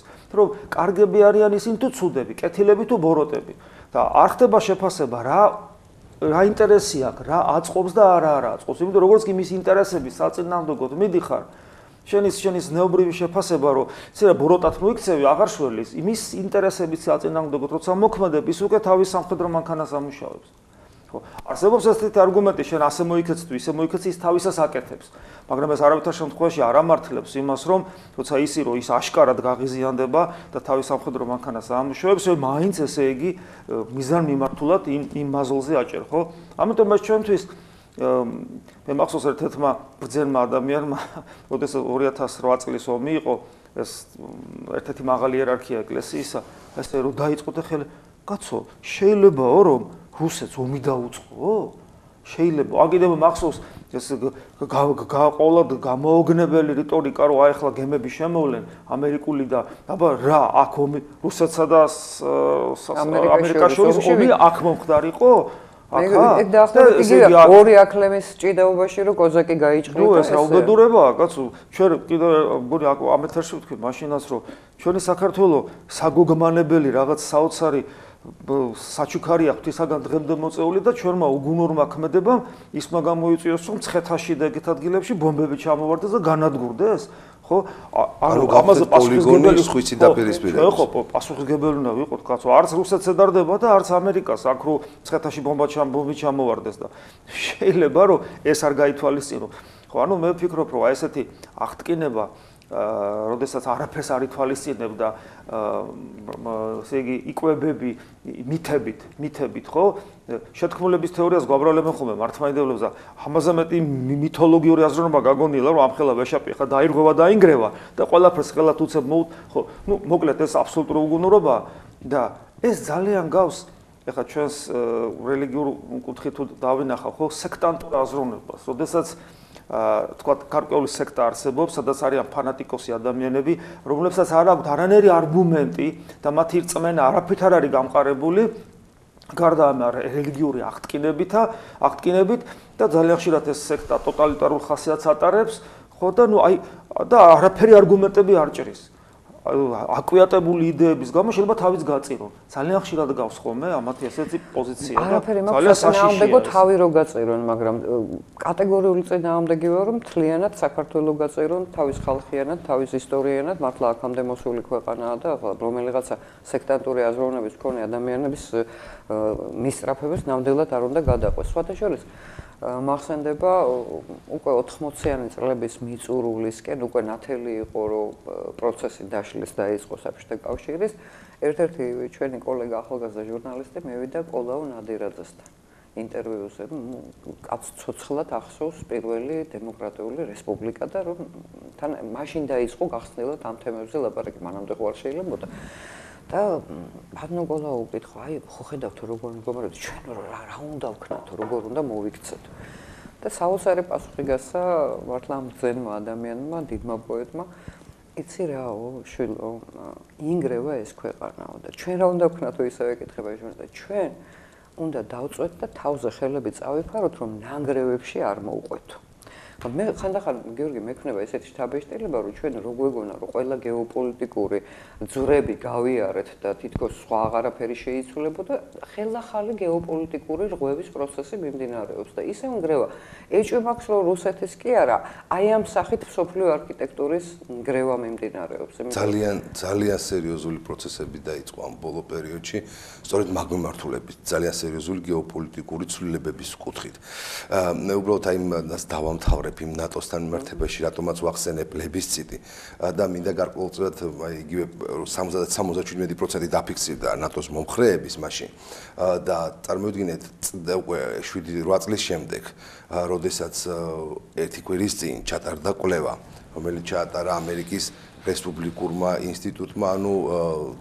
რესპუბლიკური პარტიის პოლიტიკური პარტიის ინსტიტუტმა ჩაატარა კვლევა, რომელშიც თურმე გაიზარდა საქართველოში ნატოში გაწევრიანების მომხრეები მაშინ როდესაც 2008 წლის მერე ყველამ გავიგეთ რომ ნატოში აღარ მივიღებენ მილიონჯერ ღიად გვითხრეს რომ ეს კვლევებიც იყო რომელიც აჩვენებს უკეთ შემცირებას ნატოს ყველამ ერთხელ შეუნად გითხრა მერკელმა ნუ საბოლოო ჯამში ფრანსუა ოლანდმა თუ ვინმეს კიდე ქონდა გახურებული თავი ამ ქვეყანაში რომ ჩვენ აუცილებლად გავხდებით დღეს თუ არა ხვალდილას ნატოს წევრები ცივი წყალი გადაასხა მაგრამ ხა წარმოვიდგინეთ ვითარება როდესაც პირდაპირ გითხრეს რომ მეგობრებო ნატო ვერ გაფართოვდება აღმოსავლეთით აღარ გაფართოვდება და ნატოში გაწევრიანების განაცხადის გამკეთებელმა სახელმწიფოებმა უნდა იცოდნენ რომ მათ ეთქმებათ ვარი ანუ საუბარია საქართველოს უკრაინა მოლდოვაზე ხა სხვა არ არის ხამ შემთხვევაში ჩვენ ხო ოქროს ხუთეულში ვართ შეყვანილები ავსტრალიასთან და იორდანიასთან ერთად და მათ არ უნდათ საერთოდ ნატოში გაწევრიანება უბრალოდ თანამშრომლობაზე აქვთ სურვილი გაცხადებული ჩვენ ძალიან გვიხარია შარშარო ჩამოგვიტანეს საქართველოს ნატოში გაწევრიანების გარდაცვალების მოწმობა ჩვენმა ხელისუფლებამ მაშინ თავისუფალი დემოკრატები ბრძანდებოდნენ ამის ინიციატორები და გამოგვიცხადეს რომ აი ჩამოვიტანეთ ისე უელსის სამიტიდან ჩამოგვიტანეს რაღაცა ისეთი დოკუმენტი რომელშიც პირდაპირ წერია რომ საქართველოს ჯერ უკვე თავისი პრობლემები უნდა მოაგვაროს და მერე იფიქროს საერთოდ ნატოში გაწევრიანებაზე ანუ შეიცვალა ის მიდგომა რაც 2008 წლამდე იყო რომ მიუხედავად თქვენი კონფლიქტებისა გზა მაინც ხსნილი გაქვთ 2014-ში ჩაგვიწერეს რომ მეგობრებო ჯერ თქვენი პრობლემები მოაგვარეთ და მერე დაგვიკაკუნეთ და ეს ყველაფერი მოგხიდეს როგორც მაპირო აღარ გვჭირდება ისე ნატოში გაწევრიანების საშუალება. მაპზე უკეთესი. ხო, ნუ სულ აბსურდებში ვარ. ყოველ 2 წელიწადში ერთხელ გვიწევს რაღაცა უხელისუფლებას პროცესად, უწევს ახალი ზღაპრების მოგონება რაჯობიან მაპს. ან საერთოდ მაპი შეიძლება რაღაცა არ იყოს საჭირო და ასე შემდეგ. ნუ ძალიან ძიმე მდგომარეობაში არიან ხოლმე ამ თვალსაჩინით და ეხლა მაშინ როდესაც პრაქტიკულად თელმა საქართველოს გაიგო რომ ეს არის უტოპიური გზა. ეს არის განუხორციელებელი გზა. იცით რატო? ერთი მარტივი მიზეზის გამო. იმიტომ რომ ქართველებს გონია და ვისაც ყოველ შემთხვევაში ეს გახურებული თავი ჯერ კიდევ აქვს, გონია რომ სწორია მიდგომა, როდესაც მაგალითად გერმანიას ან საფრანგეთს, რომელსაც ჩვენ დიდი ხანია ვაკრიტიკებთ იმის გამო, რომ ნატოში არ გვიღებენ და ძალიან გაბრაზებულები ვართ ხოლმე მათზე რა, რომ მერკელზე და ხან იქ ოლანდზე და ხან სარკოზიზე რომ როგორ ბლოკავენ საქართველოს ნატოში გაწევრიანებას. ჩვენ ვთხოვთ მათ, რომ თავისი სახელმწიფო ინტერესები გადადონ გვერდზე და საქართველოს სახელმწიფო ინტერესები დააყენონ პირველ ადგილას. მე რამდენიმეჯერ მითხრა, ეგ ჯგუფი ზუსტად იგივეს მოითხოვს მაგალითად პრეზიდენტ პუტინისგან, რუსეთის პრეზიდენტისგან. იმენა პუტინი ფიცს რო დებდა კონსტიტუციაზე ხო თუ არ ვწდები. მაგრამ არ უთქვამს ხოლო თავის ქვეყანას პირდებოდა თუ რაფერს პირდებოდა. არ უთქვამს რომ ქართველებისთვის და საქართველოსთვის ვიქნები კარგი პრეზიდენტი. მან თქვა რომ მე დავიცავ ყოველთვის რუსეთის ეროვნულ ინტერესებს. საერთოდ ეს სიბრმავე არის საოცარი. როცა შენ გაქვს პრობლემა შენს მეზობელთან. და ეს პრობლემა სხვა ვერავის ხელით ვერ მოგვარდება და ამას დრო გვიმტკიცებს და პროცესების მიმდინარეობა.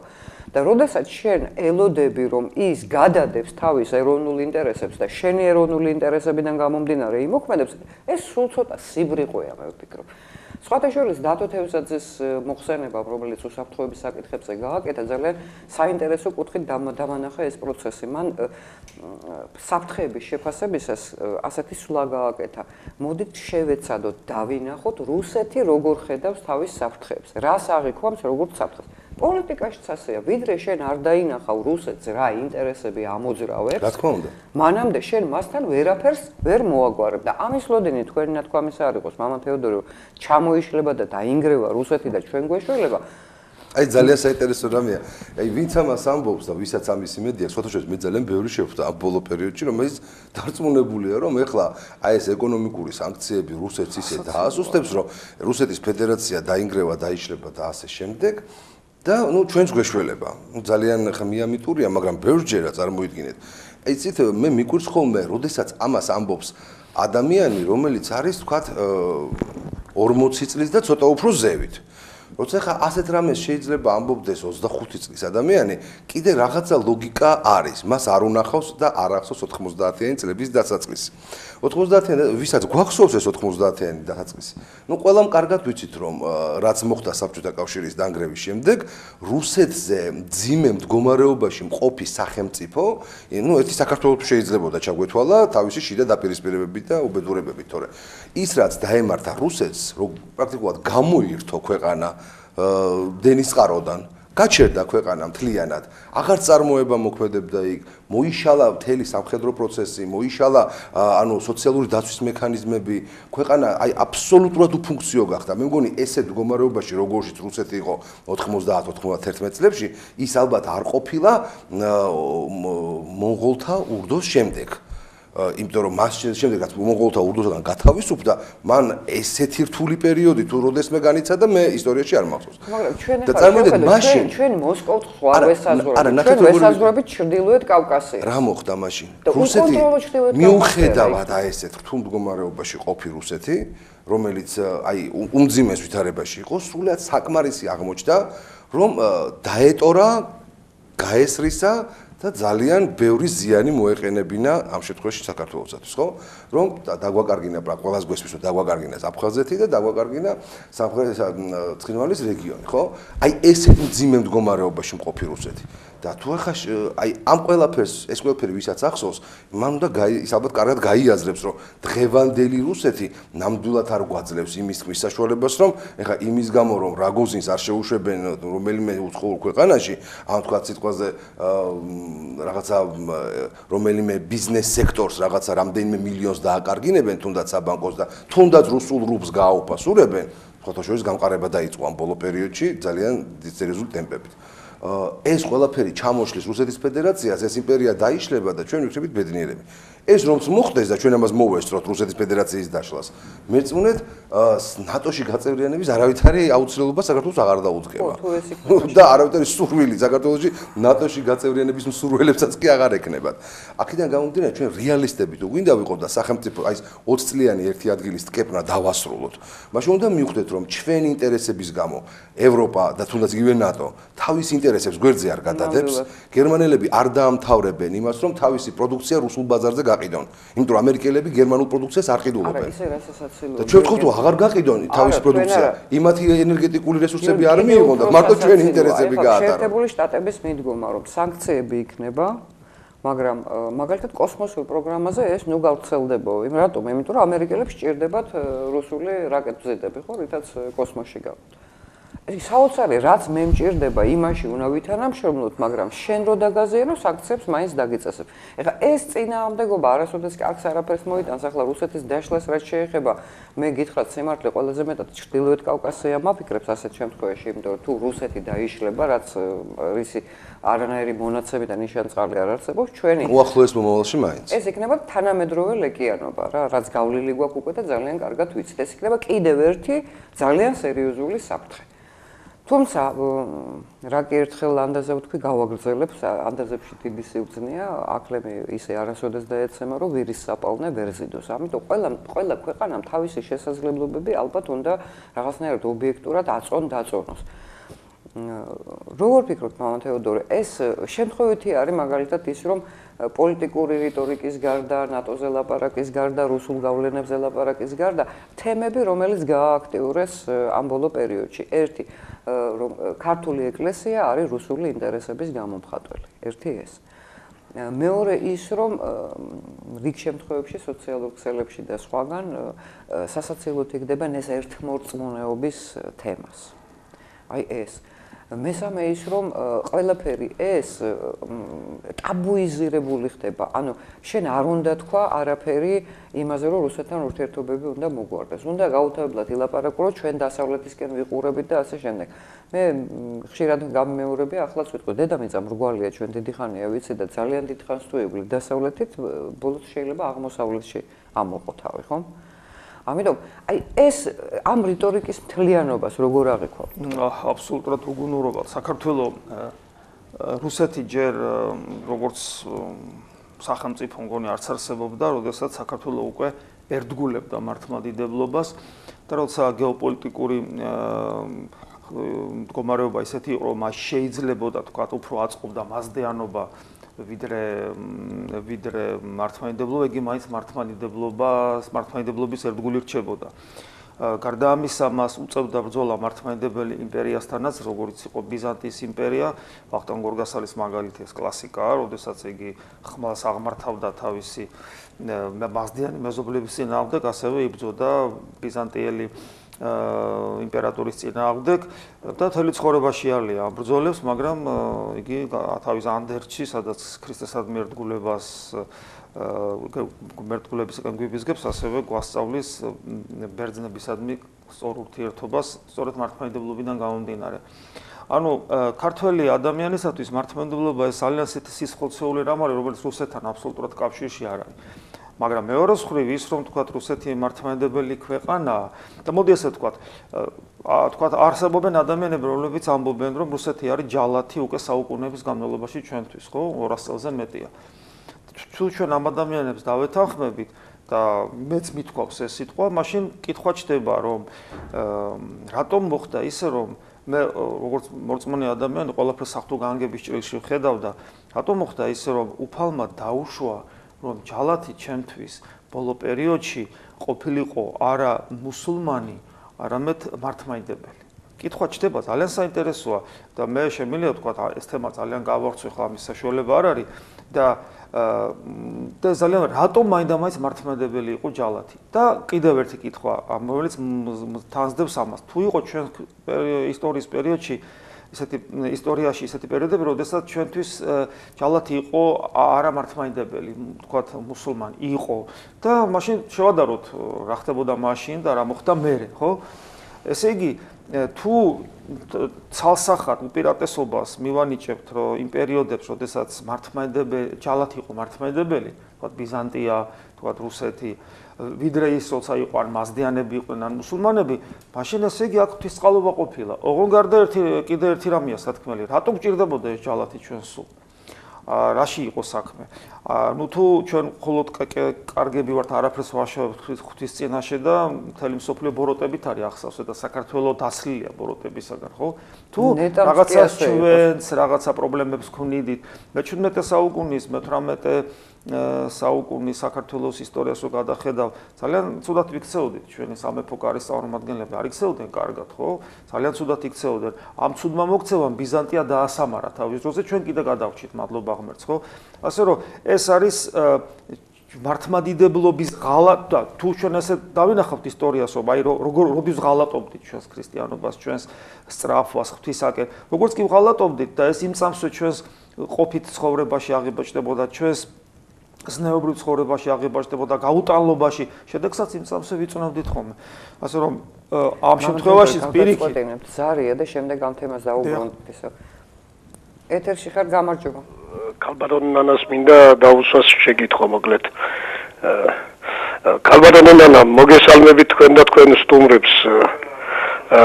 მოკლედ მე ჯოღოლა ჩეგიანი ვარ.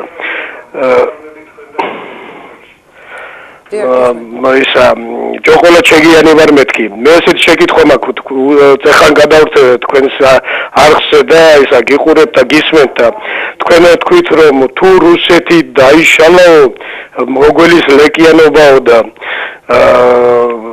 ჩვენ კიდე ესე ვფიქრობთ რომ კავკასია საქართველოს ეკუთვნის როგორც ჩრდილო კავკასიელები იგივე ჩვენი ტომები არიან პროტოიბერიული ტომები კავკასიური ტომები ეს ხო როგორც სვანები, მეგრელები, თუშები და ასე შემდეგ და საქართველოს მთლიან რეგიონზე უნდა აიღოს ალბათ პასუხისმგებლობა და ჩვენ მზად უნდა ვიყოთ იმისთვის რომ თუ რუსეთი დაიშალა საქართველოს აიღოს ამ რეგიონზე თავის რეგიონზე პასუხისმგებლობა კავკასია საქართველოს ეკუთვნის და საქართველოს კავკასიას და მე თქვენ ძალიან გაფასებთ და რატომღაც რაღაცნაირად მენიშნე იმის თქმა რომ ესე იგი იქნება ლეკიანობა და ესე იგი ჩვენ კავკასიისთვის ვერ მოგვივლი ამის თქმა გინდა თუ მე არ მესმის როგორ მესმის თქვენი აბსოლუტურად, მაგრამ ეს არის ჩვენი კეთილი სურვილები და რეალობა კი ის არის, რომ ჩვენს ტერიტორიას ვეღარ ვაკონტროლოთ აფხაზეთისა და ცხინვალის რეგიონის სახით. რეალობა ასეთია. თქვენ რასაც ბრძანებთ, ეს არის ჩვენი იდეალური მდგომარეობა და საუკუნეების განმავლობაში საქართველოს მართლაც რეგიონში ლიდერი იყო. და 2008 წლამდე მე სიტუაცია მკვეთრად შეიცვალა. 2008 წლამდეც კი ჩვენ ვიყავით მომრიგებელი და შემრიგებელი სომხებისა და აზერბაიჯანელების. ყოველთვის მათი შეხვედრების ორგანიზატორები, მასპინძლები, მიუხედავად იმისა, რომ ეს გადაუწყვეტელი ძალიან მძიმე კონფლიქტია მათ შორის. მესმის, რასაც ამბობთ, საქართველოს პირველი პრეზიდენტი დიდწილად შეეწირა სწორედ ერთიანი კავკასიური სახლის იდეას. როგორც კი მან ეს გაახმოვანა, ეს მოვიდა პირდაპირ წინააღმდეგობაში იმ გეოპოლიტიკურ გათვლებთან, რაც ამ რეგიონთან დაკავშირებით არსებობდა. მე ერთი პატარა რეპლიკის სახით ბატონის ზართან. მე მახსოვს, როდესაც საქართველოს პირველი პრეზიდენტი გააქციეს, ხო? და თუ კიდე ბუნკერში იყო, მე მახსოვს მაშინდელი მასმედიაში რა ისმოდა და რა იღურებოდა, რა სული მოდიოდა და ძალიან მეშინოდა. ერთ-ერთ ბრალდებას, რასაც უყენებდნენ ზვიადის, იყო ის, რომ მას ჰქონდა მეგობრული ურთიერთობა კავკასიელებთან. და ნუ ერთგვარი გარანტია იყო მაშინ ზვიადი, რომ მათგან აი ეს რაც თქვენ ბრძანეთ, ხო, ეს რაღაცნაირად ზვიადი ამას რაღაცნაირად ახერხებდა და მე მახსოვს, როგორც კი ზვიადი ჩამოაგდეს, მას ეს ერთ-ერთ დანაშაულად ეს ერთ-ერთი ბრალდება ეს იყო, რომ აი ამ ვიღაცეებთან და ნუ საშინელი მდგომარეობა, აი ზემოდან ყურების ტონალობით იყო გაქილიკება, ლანძღვა, დამამცირებელი სიტყვებით მოხსენიება ჩრდილოეთ კავკასიელების და ეს იღურებოდა პირდაპირ ტელევიზიიდან და მე მეშინოდა, რომ ესე იგი ეს სიტყვები უბედურებას გვწევდა ჩვენ. და გვწია კიდევაც უბედურება აფხაზეთში ფაქტიურად დაგვიპირისპირდნენ კავკასიელები. ანუ ის რაც თქვენ ბრძანეთ, საქართველოს ლიდერის ფუნქცია რო დაიბრუნოს, საქართველოს ღირსება უნდა დაიბრუნოს. და ეს ღირსება ამ პარტავნებაში კი არ არის, ზემოდან ყურებაში კი არ იყო. ქართული კაცის ღირსება სწორედ იმ ქრისტიანულ სულში იყო, იმ ტოლერანტულ სულში, იმ დემოკრატიულ სულში გნება, იმ ნამდვილ ქრისტიანულ სულში, როდესაც ყველა უნდა გიყვარდეს, ყველას პატივსცემდე, ყველა შენ ძმად მიგაჩნდეს. და აი ამ შემთხვევაში ჩვენ დიახაც უკვე ღვთისაგან მონიჭებულ ამ ნიჭს ელოდება, რომ ის ნიჭი აღორძინდება და თავის გამრავლდება, როგორც ტალანტი რომ გამრავლდეს, სახარებისეული იგავურიანა რო ვთქვა. ამიტომ ეს ისევ ჩვენზეა დამოკიდებული და ჩვენ თუ ერთმანეთი არ გვეყარება, ჩვენ თუ საკუთარ ამ პარტავნებაში დავიხჩობით, ჩვენ თუ ქრისტეს უღალატებთ, მას ჩვენ თუ ზნეობას უღალატებთ და ჩვენ საქართველოში რომ კითხვა იქნება კაცმა კაცი ცოლად მოიყვანოს შეიძლება თუ არ შეიძლებაო რა ლიდერობაზეა საუბარი გესმით თორე თუ ქართველი კაცი თავის ღირსებას დაებრუნოს რა თქმა უნდა ეს მოხდება დიახ, საუბედუროთ ეს ამპარტავნება ეს ზემოდან ყურება მე ძალიან ხშირად შეიმჩნევია და მათ შორის არა მარტო კავკასიის პატარ-პატარა ხალხი მარტო დაღესტანში რამდენიმე ათეული სხვადასხვა ხალხი ცხოვრობს ხომ ისეთი დიდი ქვეყნების მიერ ყაზახეთი, ყირგიზეთი, ტაჯიკეთი, უზბეკეთი ხა ისე მიაყოლებდნენ ხო ხა ჩვენ ხო ყირგიზეთი არა ვართ და რა საიდან აი ეს უპირატესობის გრძნობა რომ სხვა ჯობი ხარ ყველას მე მგონი ქართულ ხასიათში ეს არასოდეს არ იყო ეს საიდან მოსული ეგ რო ყოფილიყო ამდენი ხალხი ჩვენთან ებრაელების დევნა არ იყო ჩვენთან მუსულმანებს მეჩეთი ჰქონდათ ნუ არ ვიცი ეს ქართული კაცის ხასიათი რო ყოფილიყო მაშინ როგორ იქნებოდა ხო ან რაც უფრო იმატებდა ეს უფრო ხდებოდი დაქუცმაცებული და გაუგედორებული ალბათ აი ეს არის სწორედ იმიტომ რომ ჩვენ რაღაცა ჩვენ ისტორიას უყურებთ როგორც რაღაც ბრტყელ სურათს და გვავიწყდება რომ ეს არც ფოტოგრაფია არც რაღაცა ნახატია ეს არის მოძრავი ცოცხალი ორგანიზმი რომელიც დროთა განმავლობაში ცვლის ადამიანებს ცვლის პროცესებს თუმცა ადამიანის უნებანი მაინც და მაინც არ იცვლება იცვლება რაღაც ტექნოლოგიური მიღწევები და მის შინაარსზე მაინც იგივე რჩება მე ვფიქრობ მაგრამ ნებისმიერ შემთხვევაში ისტორიაში ადამიანები თამაშობენ წამყვან როლს. ეხლა იგივე რუსეთზე ვლაპარაკობ ჩვენ.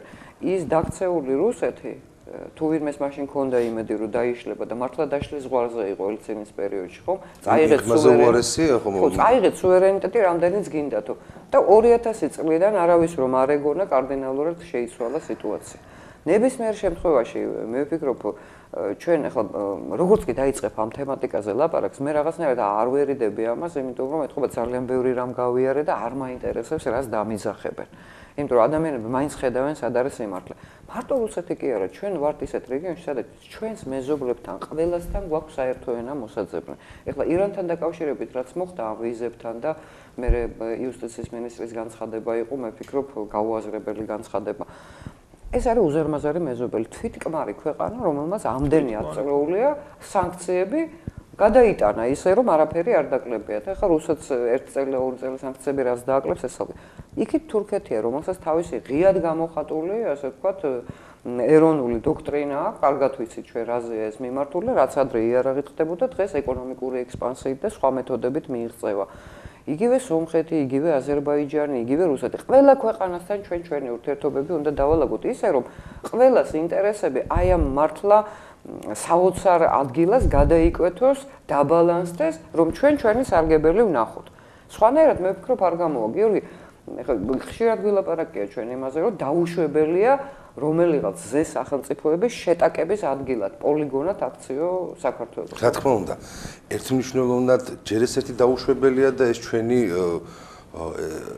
სახელმწიფოს ინტერესებს პირდაპირ პროპორციულად ეწინააღმდეგება მაგდაგვარი მიმართულებით რაიმე ნაბიჯის გადადმაც კი არათუ პროვოცირება ასეთი რამე, რასაც ამდენი წელია ვაკეთებ და ვცდილობ რომ როგორმე საქართველოს გავხადოთ დაპირისპირების პოლიგონად. და ეხლა ძალიან საინტერესო რამ ხდება, აი ჩვენ მაგით დავიწყეთ საუბარი გეოპოლიტიკური პროცესების მიმართულებით სოფლიოს მასშტაბით და ბოლო 1 კვირის განმავლობაში განსაკუთრებულად ახალი თემატიკა შემოიჭრა, ახალი ასე ვთქვათ, ქარიშხალი აი ამ აღმოსავლეთის მიმართულებით გეოპოლიტიკური თვალსაზრისით ირანისათვის სანქციების მოხსნა.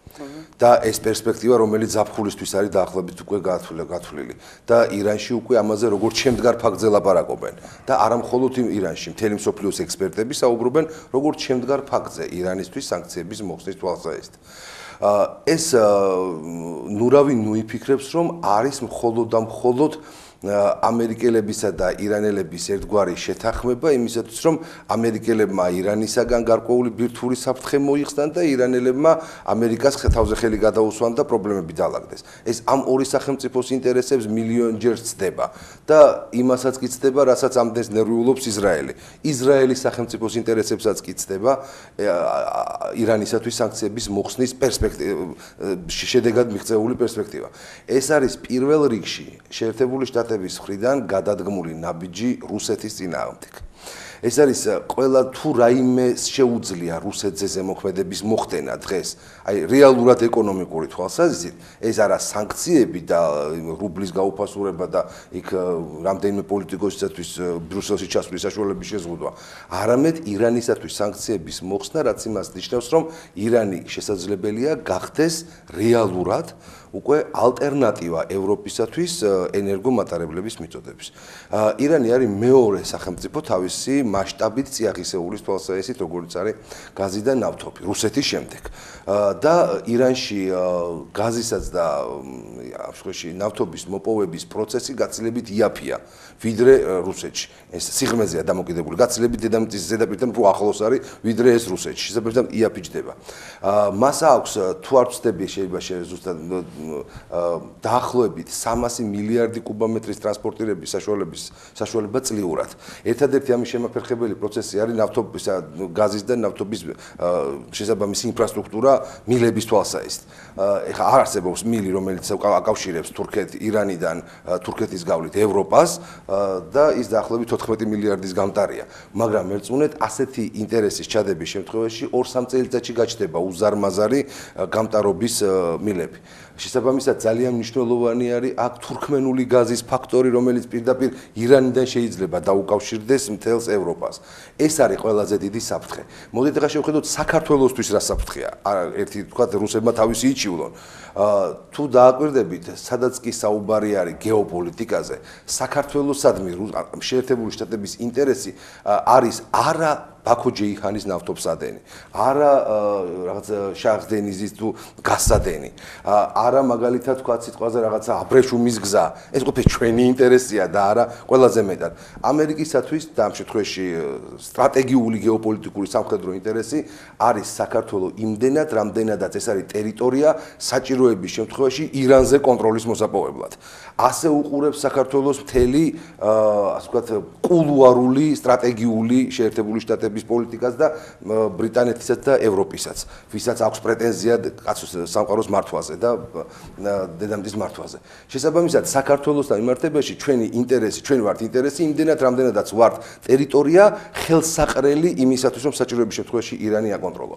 თუ ირანთან დაალაგდება ის 30 წელზე მეტი წარმოქმნილი პრობლემა, რომელიც 79 წელს რევოლუციის შემდეგ შეიქმნა ირანსა და დანარჩენ მსოფლიოს შორის, თუ ეს მოგვარდა, თუ სანქციები მოიხსნა, თუ ირანი გახდა უკვე ამ შემთხვევაში არა პრობლემა, არამედ პარტნიორი, მერწმუნეთ საქართველოსადმი ყველაზე მნიშვნელოვანი ინტერესი შეერთებული შტატების მხრიდან პრაქტიკულად დაიკარგება.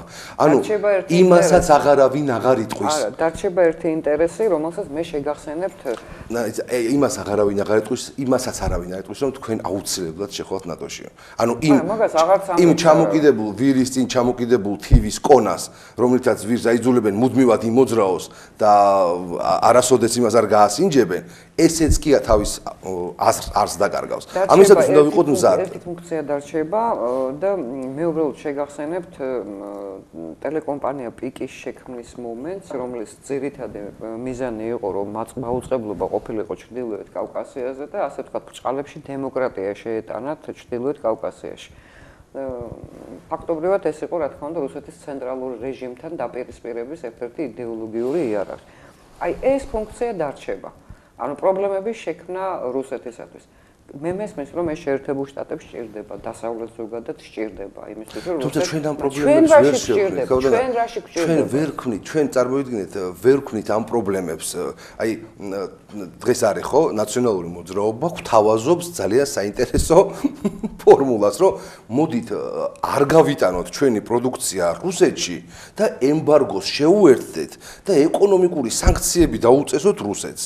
ხო? ჩვენ რო ეს გავაკეთოთ რუსეთს ხوار დავაზარებთ, ჩვენ თავს ვაზარებთ და ჩვენ დავზარალდით 2006 წლიდან მოყოლებული დღემდე, თორე ისინი კი არ დაზარალდნენ. იმათში ბაბად ვერც იგრძნეს საერთოდ, ხო? შეიძლება ვიღაცა მიგრძნო, რომელიღაცა რუსეთის მოქალაქემ, რომელსაც ძალიან უყვარდა ხვანჭკარა და ვეღარ დალია. ნატურალურ ნამდვილი ხვანჭკარა ამ წლების განმავლობაში და შეწუხდა, მაგრამ სახელმწიფოებრივად იქ არაფერი პრობლემა არ შექმნა. ჩვენ დავგვიდა და დავიქეცით ამის გამო. და ვეღარ ჩინურმა ბაზარმა ვერ გვიშველა და ჩინურმა ეს მხოლოდ სულელ შეიძლება მოუვიდეს თავში რომ ჩინეთში ღვინოს გაყიდეს. როცა ჩინელები არ სვამენ ღვინოს, მათი ფერმენტი ღვინოს ვერ ამუშავებს და შესაბამისად ვერ ძლეს. აქედან გამომდინარე დაზარალდა მხოლოდ საქართველოს და დღეს გვეუბნებიან რომ აი რუსეთი დავაზარალოთ, რუსეთი ახლა ჩვენ ეკონომიკურად იქნება პრობლემა.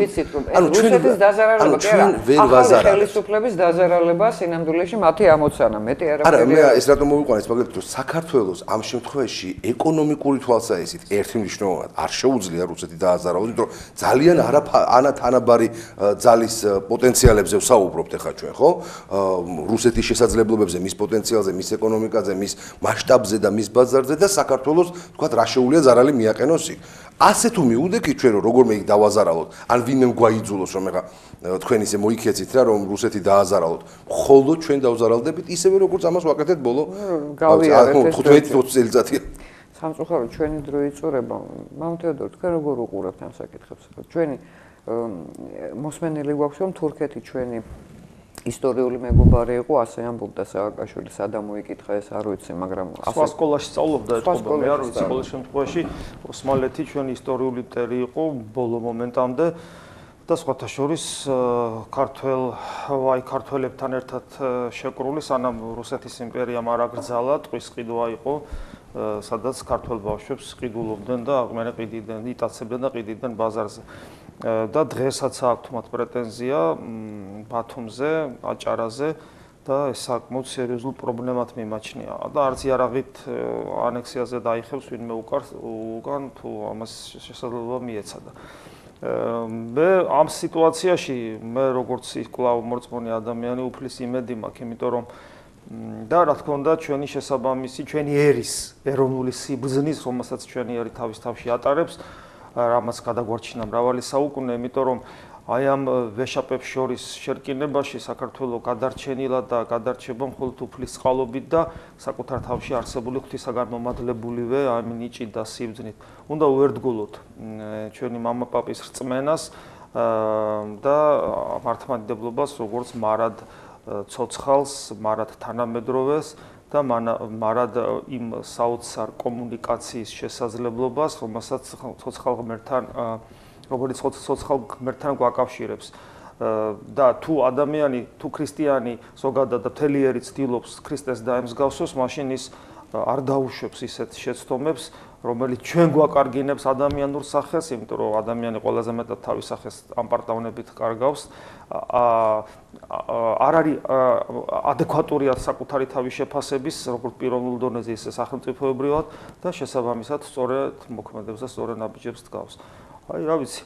ასე რომ მე კიდევ ერთხელ ვამბობ, რომ უერთგულოთ უფალს და ვიცოდეთ ეს რას ნიშნავს, ეს არ არის რა სადღეგრძელო, ეს არის კონკრეტული ნაბიჯების გადადგმა, კონკრეტული ცხოვრების წესი.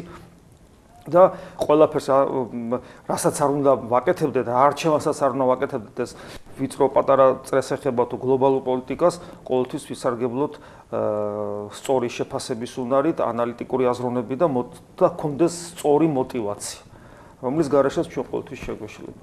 ესე ვფიქრობ. ახლა ჩვენს ეთერში რეკლამის დროა, ჩვენ ცოტა ხნით შევისვენებთ, საუბარს მაინც გავაგრძელებთ, ყოველთვის საუბრობთ რეკლამის დროს და შემდეგ დაგიბრუნდეთ.